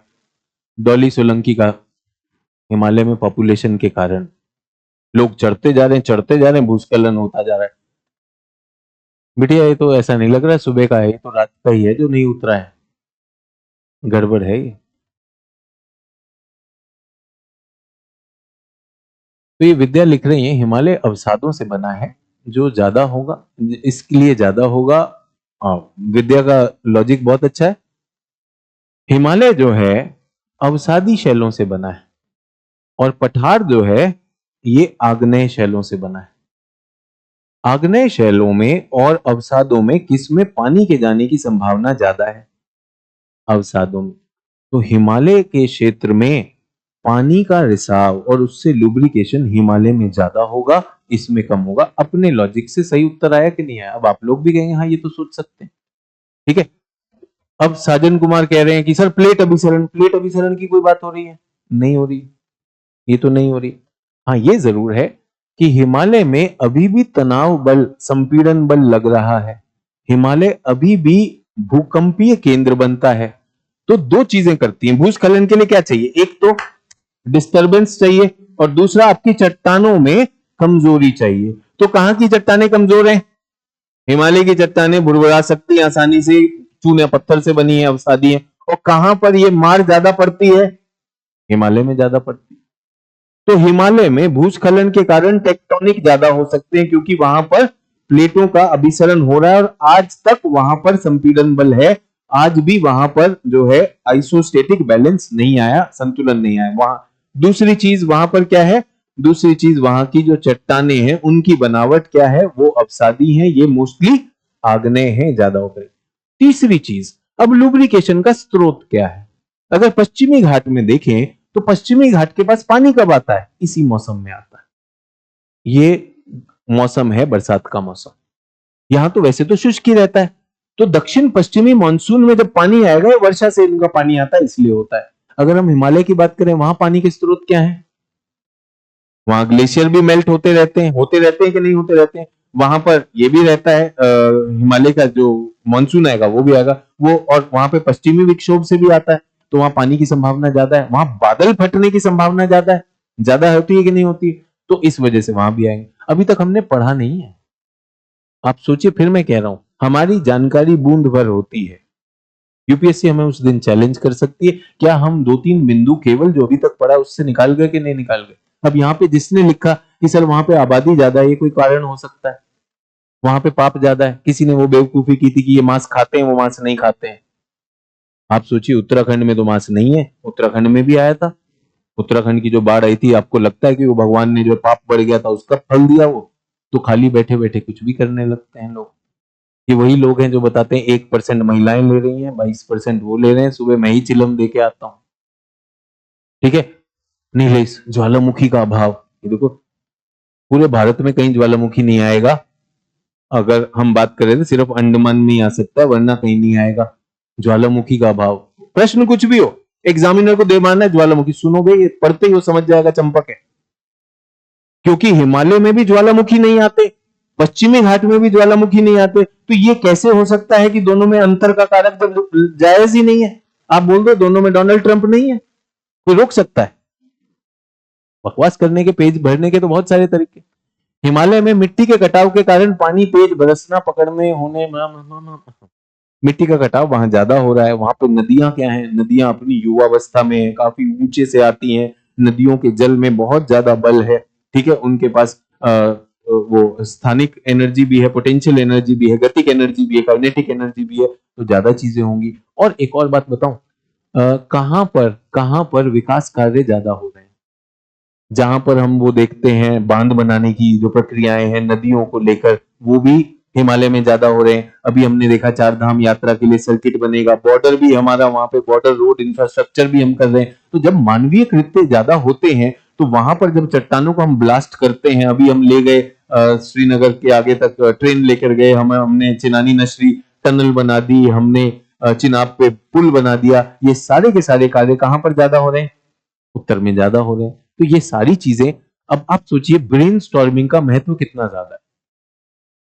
क्योंकि प्रश्न हम नहीं सोच सकते और आपके सामने प्रश्नों के साथ कर रहा हूं, बट हाँ फिर वही है, ब्रेन स्टॉर्मिंग, ब्रेन स्टॉर्मिंग समय लेती है। इस समय आप कुछ लिख नहीं रहे होते, तो आपको लगता है सचिन सर सब लिखवा दें तो कैसा रहे, लिखवा दें तो यार 10 सवाल लिखवाएंगे, 20 लिखवाएंगे, 50 लिखवाएंगे।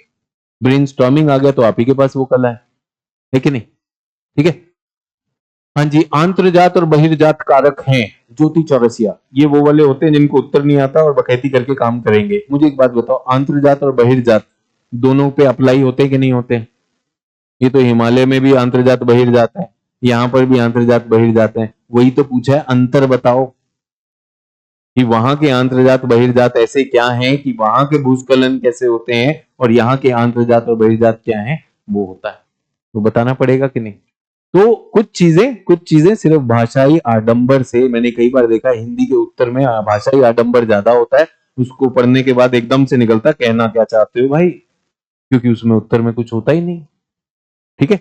तो ब्रेनस्टॉर्मिंग पहले से ही कह रहा हूं, मैं मान के चल रहा हूँ ये क्लास काफी अब सीनियर लेवल क्लास होगी। आपने विश्व भूगोल मेरे साथ कर लिया, मानचित्रण आप सीख गए हो, भौतिक भूगोल के सिद्धांत आप देख चुके हो, थोड़ी सोच विकसित करना चाहता हूँ। यहाँ बहुत से बच्चे ऐसे हैं जो एक बार क्लास कर चुके हैं, दोबारा कर रहे हैं, तो ये अच्छा अवसर है भाई सोच विकसित। और मुझे एक बात बताइए, अगर आपको विचार उत्पन्न करने आ गए तो क्या सिर्फ वो भूगोल पे चलेंगे? फिर तो इतिहास में भी दौड़ेगा, वो राज्य व्यवस्था में भी दौड़ेगा, फिर तो पूरे जीएस को तोड़ेगा। और मैं तो कह रहा हूँ निबंध जो है बिना इसके हो नहीं सकता। निबंध में जितने ज्यादा विविध विचार हो, जितने ज्यादा व्यापक विचार हो, चले। ठीक है। तो ये आप सबके लिए था, दो तीन उदाहरण दिए, आगे भी जैसे जैसे आते रहेंगे उदाहरण मैं देता रहूंगा। अब हम क्या करने वाले हैं, अब हम करने वाले फिजियोग्राफिक यूनिट, भौगोलिक क्षेत्र पृथ्वी की भू आकृतियों को राजनीतिक सीमाओं से स्वतंत्र विशिष्ट परस्पर अनन्य क्षेत्रों में परिभाषित करते हैं। मैं ऐसी हिंदी लिख के इंप्रेस करना चाह रहा था, तुम्हें शायद इसलिए लिखा होगा। क्या होते हैं भौगोलिक क्षेत्र? ठीक है, वो छापने वालों के लिए कि सर नोट्स लिखवा देते तो सर अच्छा रहता। हिमालय एक भूकंपीय सक्रिय क्षेत्र है जहां लगातार टेक्टोनिक गतिविधियां होती हैं, जबकि पश्चिमी घाट अपेक्षाकृत स्थिर है, परंतु वहां वर्षा तीव्र होती है। ठीक है मिथिलेश कुमार, सही दिशा में जा रहे हो, बट उत्तर लेखन में जैसे मैंने आपको कुछ विचार दिए, थोड़ा और सोचना पड़ेगा। हाँ जी। तो अब हम क्या कर रहे हैं, भारत के भौगोलिक क्षेत्र, फिजियोग्राफिक डिविजन्स ऑफ इंडिया।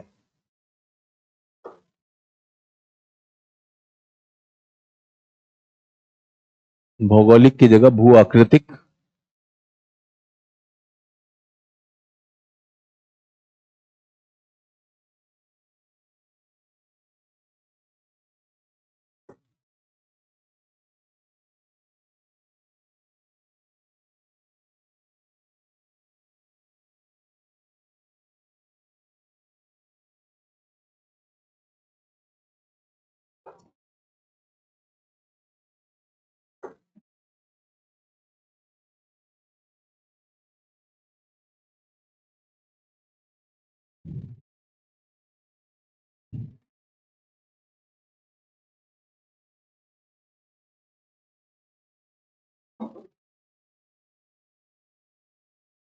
कितने हैं एनसीईआरटी के हिसाब से, कितने?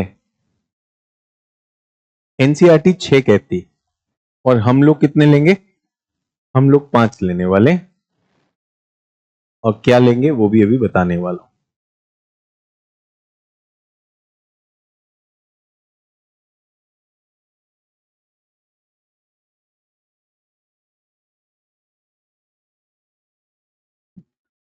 पहला,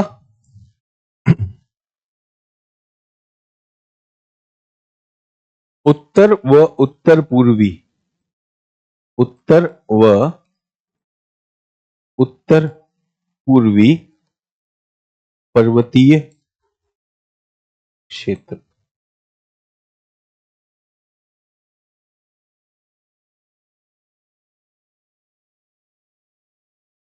ये नंबर 1 हो गया। ये क्या हो गया? नंबर 1।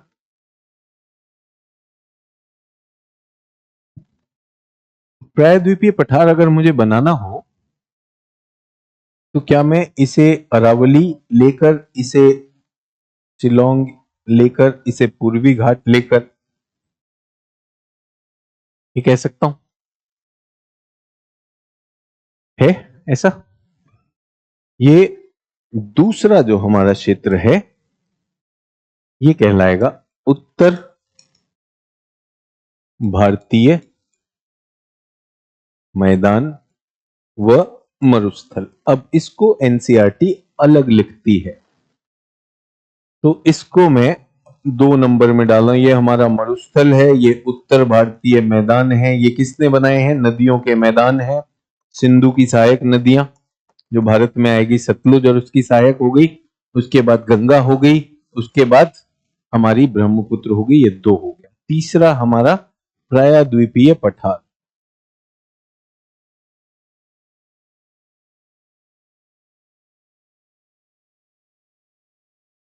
ये हमारा प्रायद्वीपीय पठार है।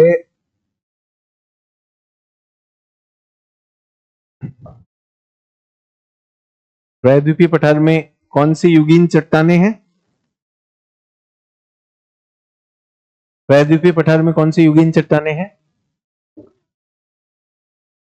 आर्कियन, पुराना, विंध्य नहीं है। आर्कियन, पुराना तो है ही हमारे पास, और उसके बाद जो है, ठीक है। 3 हो गए। चौथा, चौथा हमारे पास जो उसके बाद बना है, यहां पे नदियों ने आकर जमाव किया तो पूर्वी तट का निर्माण किया और ये पश्चिमी तट का निर्माण किया। ये क्या हो गया हमारा? ये हमारा हो गया चौथा। 3 और 4 तटीय मैदान पेटियां। तटीय मैदान की पेटियां हैं, पूर्वी और पश्चिमी, पूर्वी प्लस पश्चिमी, ठीक है। बहुत से लोग आर्कियन ले रहे हैं। आर्कियन पुरान, मैं तो कह रहा हूं विंध्य का भी, ये बाद में भी टर्शियरी भी तो है हमारे पास, आर्यन युगीन भी तो है। यहाँ पर दक्कन का पठार तो आर्यन युगीन है कि नहीं?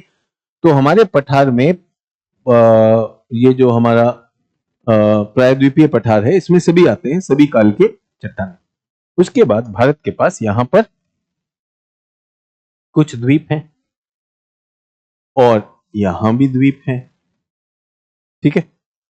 ये क्या हो गए हमारे? ये हो गए 5। 5 क्या हो गए? द्वीप समूह। क्लियर है सभी लोग? 5 हो गए हमारे द्वीप समूह।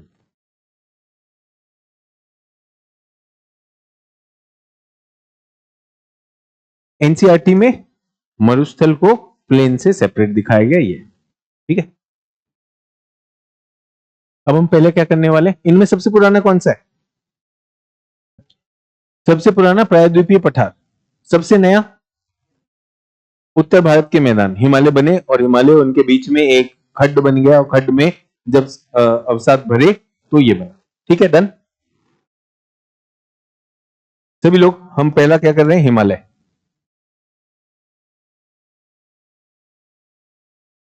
हिमालय के लिए आपको उत्तर, या हिमालय ना करें, इसको उत्तर व उत्तर पूर्वी पर्वत कर रहे हैं। इसके लिए थोड़ा सा मानचित्र बनाना आना चाहिए, ठीक है। भारत का मानचित्र। तो भारत का मानचित्र बनाने के लिए मैं सभी छात्रों से आग्रह करूंगा कि पूरा मानचित्र अगर नहीं भी बना पाते हैं हम,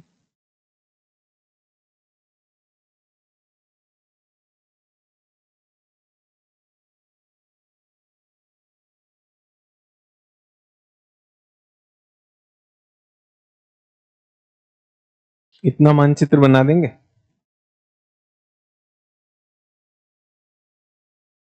ये कहते हैं पार्ट मैप। इसे क्या कहते हैं? Part map. इतने में हमारा काम चल जाएगा। कैसे बनाना है वो मैं बता दूं।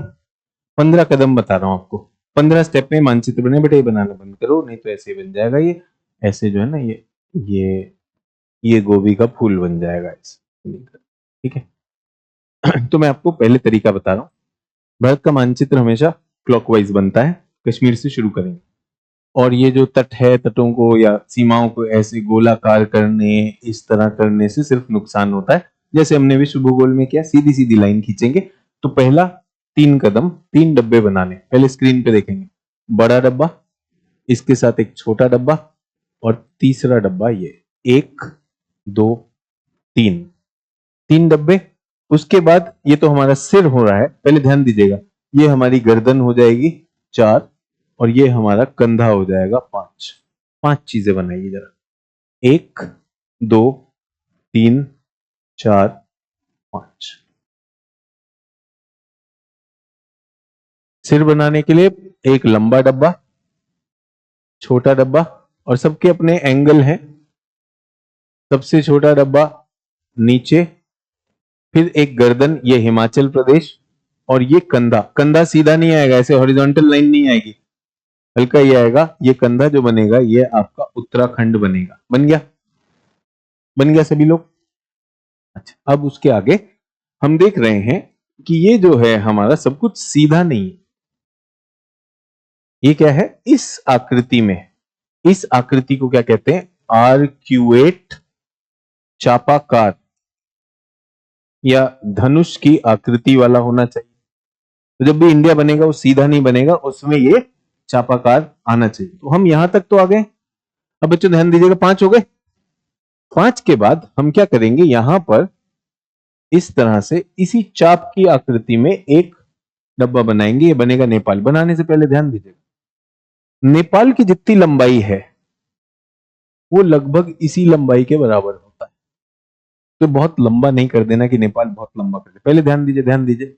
उसके बाद ये आएगा सिक्किम, और जितनी नेपाल की लंबाई है उसका आधा भूटान बनेगा, L/2, और चाप की आकृति में रहना चाहिए। बन गया? जल्दी से बनाइए, उसे कंटिन्यू कर दीजिए। अब ये वाला कंधा बहुत बड़ा नहीं कर देना है, इस कंधे को छोटा ही रखना है। उत्तराखंड में कहीं तुम्हें बहुत ज्यादा देशभक्ति सूझे और पूरा उत्तराखंड को नेपाल जितना खींच दो। कुछ मेरे लिए, कुछ यहां भी पड़ा था ये भी।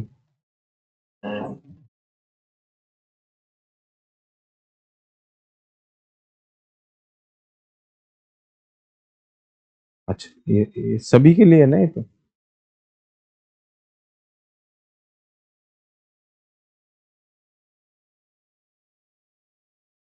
हाँ जी, ये हो गया। तो नेपाल भी बन गया, भूटान भी बन गया। अब सभी लोग ध्यान देंगे, ये दिखाई दे रहा है, यहाँ पे उत्तराखंड है, ये नेपाल है, यहाँ पे चीन हो जाएगा।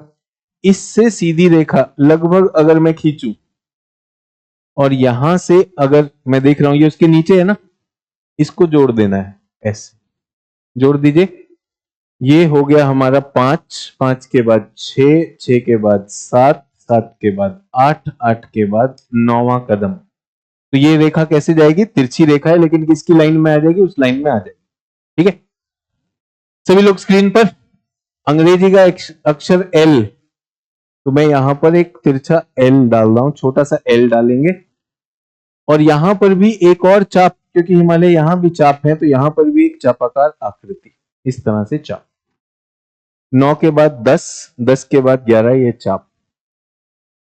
अब आता है मेरा मणिपुर राज्य, ये मणिपुर के लिए 12, फिर मिजोरम राज्य 13, फिर त्रिपुरा राज्य 14। त्रिपुरा के बाद ऐसे लाइन सीधा ले जाएंगे, ये सिक्किम के नीचे तक आनी चाहिए। यहां पर हमारा मेघालय है 15। 15 में आ गया बनाना भारत का मानचित्र। 15 कदम बताए थे, इसको ऐसे कर लीजिए कंप्लीट। आपने भारत का पार्ट मैप सीख लिया, इतने में हमारा हिमालय बन जाएगा। आगे बनाना, इसके आगे का क्या है, बांग्लादेश कैसे बनाना है वो आगे बना लेंगे, आगे बना लेंगे। वरना बांग्लादेश में कुछ नहीं, बस ये लाइन सीधा ले जानी, ये अभी इतने पे छोड़ देंगे। साइकोलॉजी ऑप्शनल कब आएगा? तुम्हें साइकोलॉजी लेना चाहिए। जब तुम्हें ऐसे ऐसे विचार आते हैं भूगोल की क्लास के मध्य में, तुम्हारे लिए साइकोलॉजी अच्छा रहेगा। तो भाई कल जो है यूपीपीसीएस का एग्जाम है 29 जून को। तो जो छात्र अगर यहाँ पे आए हैं, वैसे तो नहीं होंगे, लेकिन जहां पर भी हैं, जो भी छात्र अगर ऑनलाइन भी हमें सुन रहे हैं, तो यूपीपीसीएस के लिए कल के लिए आपके लिए शुभकामनाएं केजीएस की तरफ से, सारे शिक्षकों की तरफ से। और फिर कहना चाहता हूं, जो आप जानते हैं वो बहुत सीमित है। क्या हुआ? यूपीपीसीएस मुख्य परीक्षा वाला यहाँ पे तो कोई है नहीं, जैसा कि मैंने कहा वहां पे, इसीलिए कह रहा हूँ अगर कोई ऑनलाइन मुझे देख रहा है, सुन रहा है, तो फिर से कहना चाह रहा हूँ, आज भी आपके सामने क्वेश्चंस का एनालिसिस किया। जो आप जानते हैं वो बहुत सीमित है, लेकिन जो आप नहीं जानते उससे डरना नहीं, जो जानते उससे हम पास करेंगे। तो बेस्ट विशेस हैं टीचर्स की तरफ से भी, केजीएस की तरफ से भी, और आशा करते हैं आप भी जल्दी ही कोई ना कोई मुख्य परीक्षा देंगे, तो तब आपके लिए भी शुभकामनाएं होंगी। डन? ये भी बन गया, मानचित्र बन गया। तो अब हम बात करने वाले हिमालय की। तो हिमालय जो है, या उत्तर, ये हमारे उत्तरी पर्वत मैदान है। तो क्या हम अपना मानचित्र देख लें? आज सिर्फ उसकी बात कर रहे हैं। निर्मला अभी ले सकते हैं, 2027 वाले भी ले सकते हैं। भारत का मानचित्र, भारत का भौतिक मानचित्र खोल लिया सब लोगों ने? तो इसमें पहले तो एक चापाकार आकृति दिख रही है कि नहीं दिख रही है? तो ये जो है, यहां पर आते हैं सभी लोग, सिर्फ एटलस में देखना है, लिखवाना अगली क्लास में कर देंगे, बल्कि पढ़ लीजिएगा इसे हमारी बुकलेट से, फिर लिखेंगे तो ज्यादा अच्छा। ये पूरा का पूरा जो है इस तरह से, ये हिमालय चापाकार आकृति है, और ये आकृति एक विशेष आकृति है। ये इस तरह से हिमालय जो है, ऐसा यहां पर इसमें एक तीव्र मोड़ आता है। ये जो मोड़ है, ये अराकान योमा टाइप में मुड़ जाएंगे। ये मोड़ जो है दो जगह पर आते हैं। यहां पर एक पर्वत है जिसका नाम है नमचा बरवा, और यहां पर हमारे पास है नंगा पर्वत। ठीक है, यहां पर शार्प बेंड आते हैं। क्यों आते हैं? जिस तरह से भारत की प्लेट टकराई उस वजह से आते हैं। तो ये जो है, ये हमारे जो मोड़ है, इन दोनों मोड़ के बीच में हिमालय जो है एक चापाकार आकृति रखा हुआ है। लगभग 2400 किलोमीटर की चौड़ाई रखता है। अब इसमें जो हिमालय है, हिमालय एक्चुअली अगर देखा जाए, विश्व भूगोल में हमने देखा है, यहां पर एक नॉट है जिसको हम क्या कहते हैं? Pamir not, roof of the world, विश्व की छत माना जाता है। यहां से कुछ पर्वत श्रृंखलाएं निकलती हैं। तो इसी क्षेत्र को एक तरह की गांठ है। यहां से अफगानिस्तान में निकलता है हिंदू कुश, दक्षिण की तरफ निकलता है हिमालय, और ये जो है ये पाकिस्तान में है। क्या नाम है इनका? सुलेमान और किर्थर। तो थोड़ा सा कनेक्शन की, हिमालय कहां से बन रहे हैं, तो एशिया से कहानी जुड़ती है। एशिया में एक पर्वतीय गांठ है, एक उठा हुआ क्षेत्र है, उसे पामीर कहते हैं। अफगानिस्तान ताजिकिस्तान के क्षेत्र में है। वहां से ऐसा प्रतीत होता है कि बहुत सारी चट्टानें जो है, पर्वत श्रृंखलाएं केंद्र से निकल के आ रही। ठीक है, डन। अब इसमें अफगानिस्तान में हिंदू कुश गया, इधर सुलेमान किर्थर गया, इधर हिमालय आया। जब ये यहां पर मुड़ जाते हैं, तो यहां पे म्यांमार का क्या नाम है? अराकान और पेगु योमा। और ये जो इनका कंटिन्यूएशन है, ये नीचे कैसे निकल के आता है? अंडमान द्वीप समूह भी इसी का कंटिन्यूएशन है। पहला तो मोटे तौर पे इकाई बताने के लिए, तो क्या आपके मानचित्र पर हिमालय लिखा है? क्या यहाँ पे कुछ पाकिस्तान की तरफ जाती हुई श्रेणियां भी हैं? क्या उनमें सुलेमान किर्थर कुछ नाम लिखा हुआ है? ये दिखाने के लिए कि आपको पूरा का पूरा समझ में आए। उसके बाद जब हम पूर्व में आते हैं, तो क्या म्यांमार भी दिखाई दे रहा है? म्यांमार की तरफ के जो मोड़ हैं वो क्या कहलाते हैं? म्यांमार के अंदर अराकान या पेगु। तो डिपेंड करता है कौन सी एटलस है। कुछ एटलस में यहाँ पर दिखा रहा है, कुछ एटलस में केवल भारत का हिस्सा दिखा रहा है, तो भारत के हिस्से को हम पूर्वांचल हिमालय कहते हैं। भारत के हिस्से को हम क्या कहेंगे? पूर्वांचल हिमालय। बट ये म्यांमार में कैसे कंटिन्यू हो जाएंगे? अराकान और पेगु युमा। डन। वामिका कह रही है सर सब मिल गया, अच्छी बात है। तो ये सारी चीजें हमारे पास है। अब ये श्रृंखला इस तरह से चीन में भी जाती है। चीन में जाती है कुनलुन और इधर टीन शान। तो ये तो कुनलुन टीन शान ये कहां हुए? ये हमने विश्व भूगोल में ये देखा है। विश्व भूगोल में जब हमने एशिया देखा, और कुनलुन और हिमालय के बीच में जो पठार है वो कौन सा पठार है? तिब्बत का पठार। ठीक है। और यहां पर जो घाटी है, यहां पर घाटी है, क्या नाम है उस घाटी का? तारिम घाटी। तारिम नाम की नदी है और यहां पर एक मरुस्थल है टकला मकान। ये मैंने विश्व भूगोल में आपको बताया, वहां से लेकर आया हूं।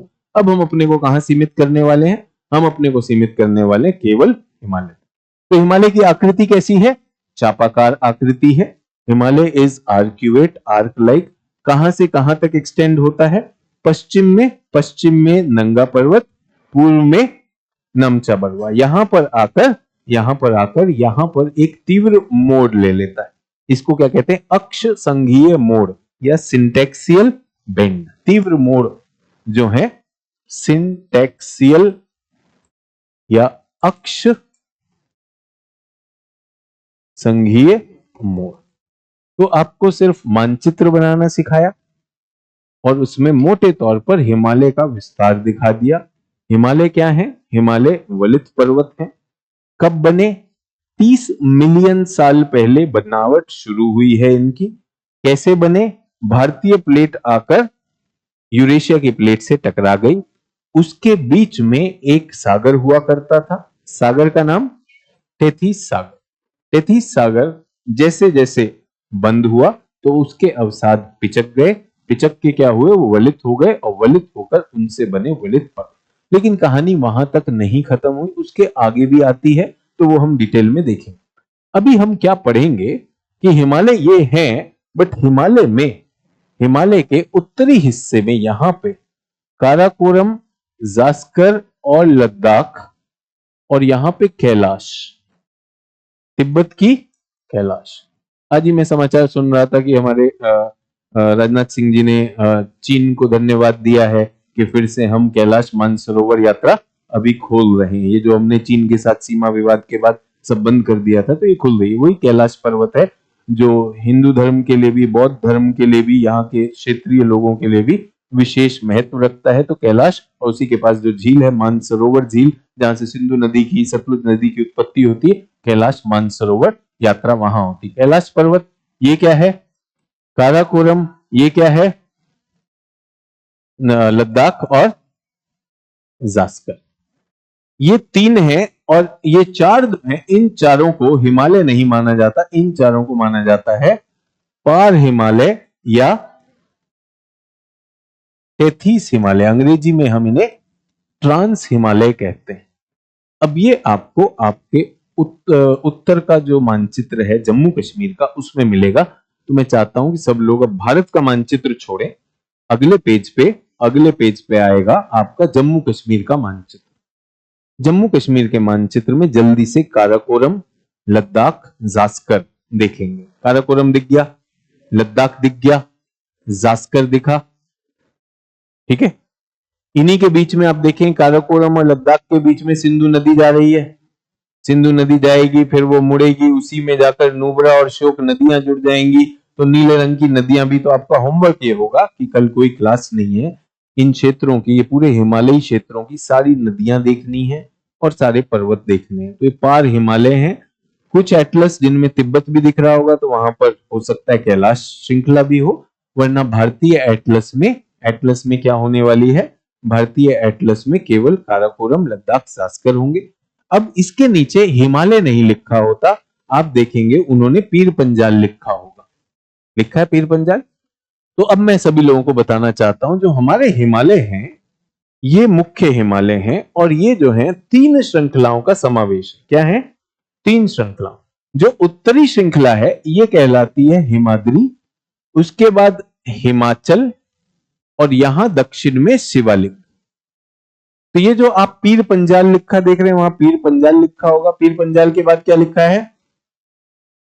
पीर पंजाल के बाद धौलाधार लिखा होगा, शिवालिक उसके नीचे लिखा होगा, कुछ इस तरह से ये दिए। तो ये जो है ये हमारे हिमालय हैं, ये समानांतर पर्वत श्रेणियां हैं। उत्तर वाली हिमाद्री, बीच वाली हिमाचल और तीसरे वाली शिवालिक कहलाती। जब ये यहां पूर्वोत्तर में आते हैं तो ये छोटे छोटे हिस्सों में टूट जाएंगे। तो यहां पर क्या होगा? दाफला, मीरी, अबोर, मिश्मी, पटकाई बुम, नागा हिल, मणिपुर हिल और मिजोरम में लुसाई हिल ये आते हैं। तो ये भी कुछ आने वाले हैं।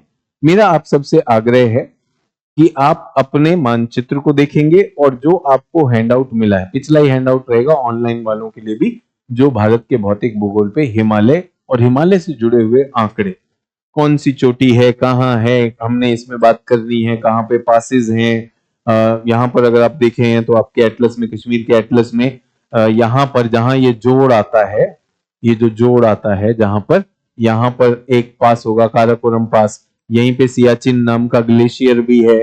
ठीक है, यहाँ पर आप देखेंगे कुछ और पासेस होंगे, खारदुंगला, ठीक है, शिपकिला, इस तरह के पासेस भी होंगे, उनकी भी बात होगी। यहाँ पे नदियों की, यमुनोत्री, गंगोत्री नदियों का उद्गम स्थान होने वाला है। तीस्ता नदी यहाँ से निकलेगी, ब्रह्मपुत्र नदी ऐसे आएगी। तो आपको सिर्फ मानचित्र से परिचित होकर आना है। ये नहीं होना चाहिए कि सर मानचित्र भी खोल रहे हैं, हमें नदी भी नहीं मिल रही, ग्लेशियर भी नहीं मिल रहा। जो आपकी एटलस में 2 मानचित्र आप देखेंगे, एक तो भारत का, उसमें सारी चीजें नहीं होती है, भौतिक देखना है, राजनीतिक नहीं देखना है।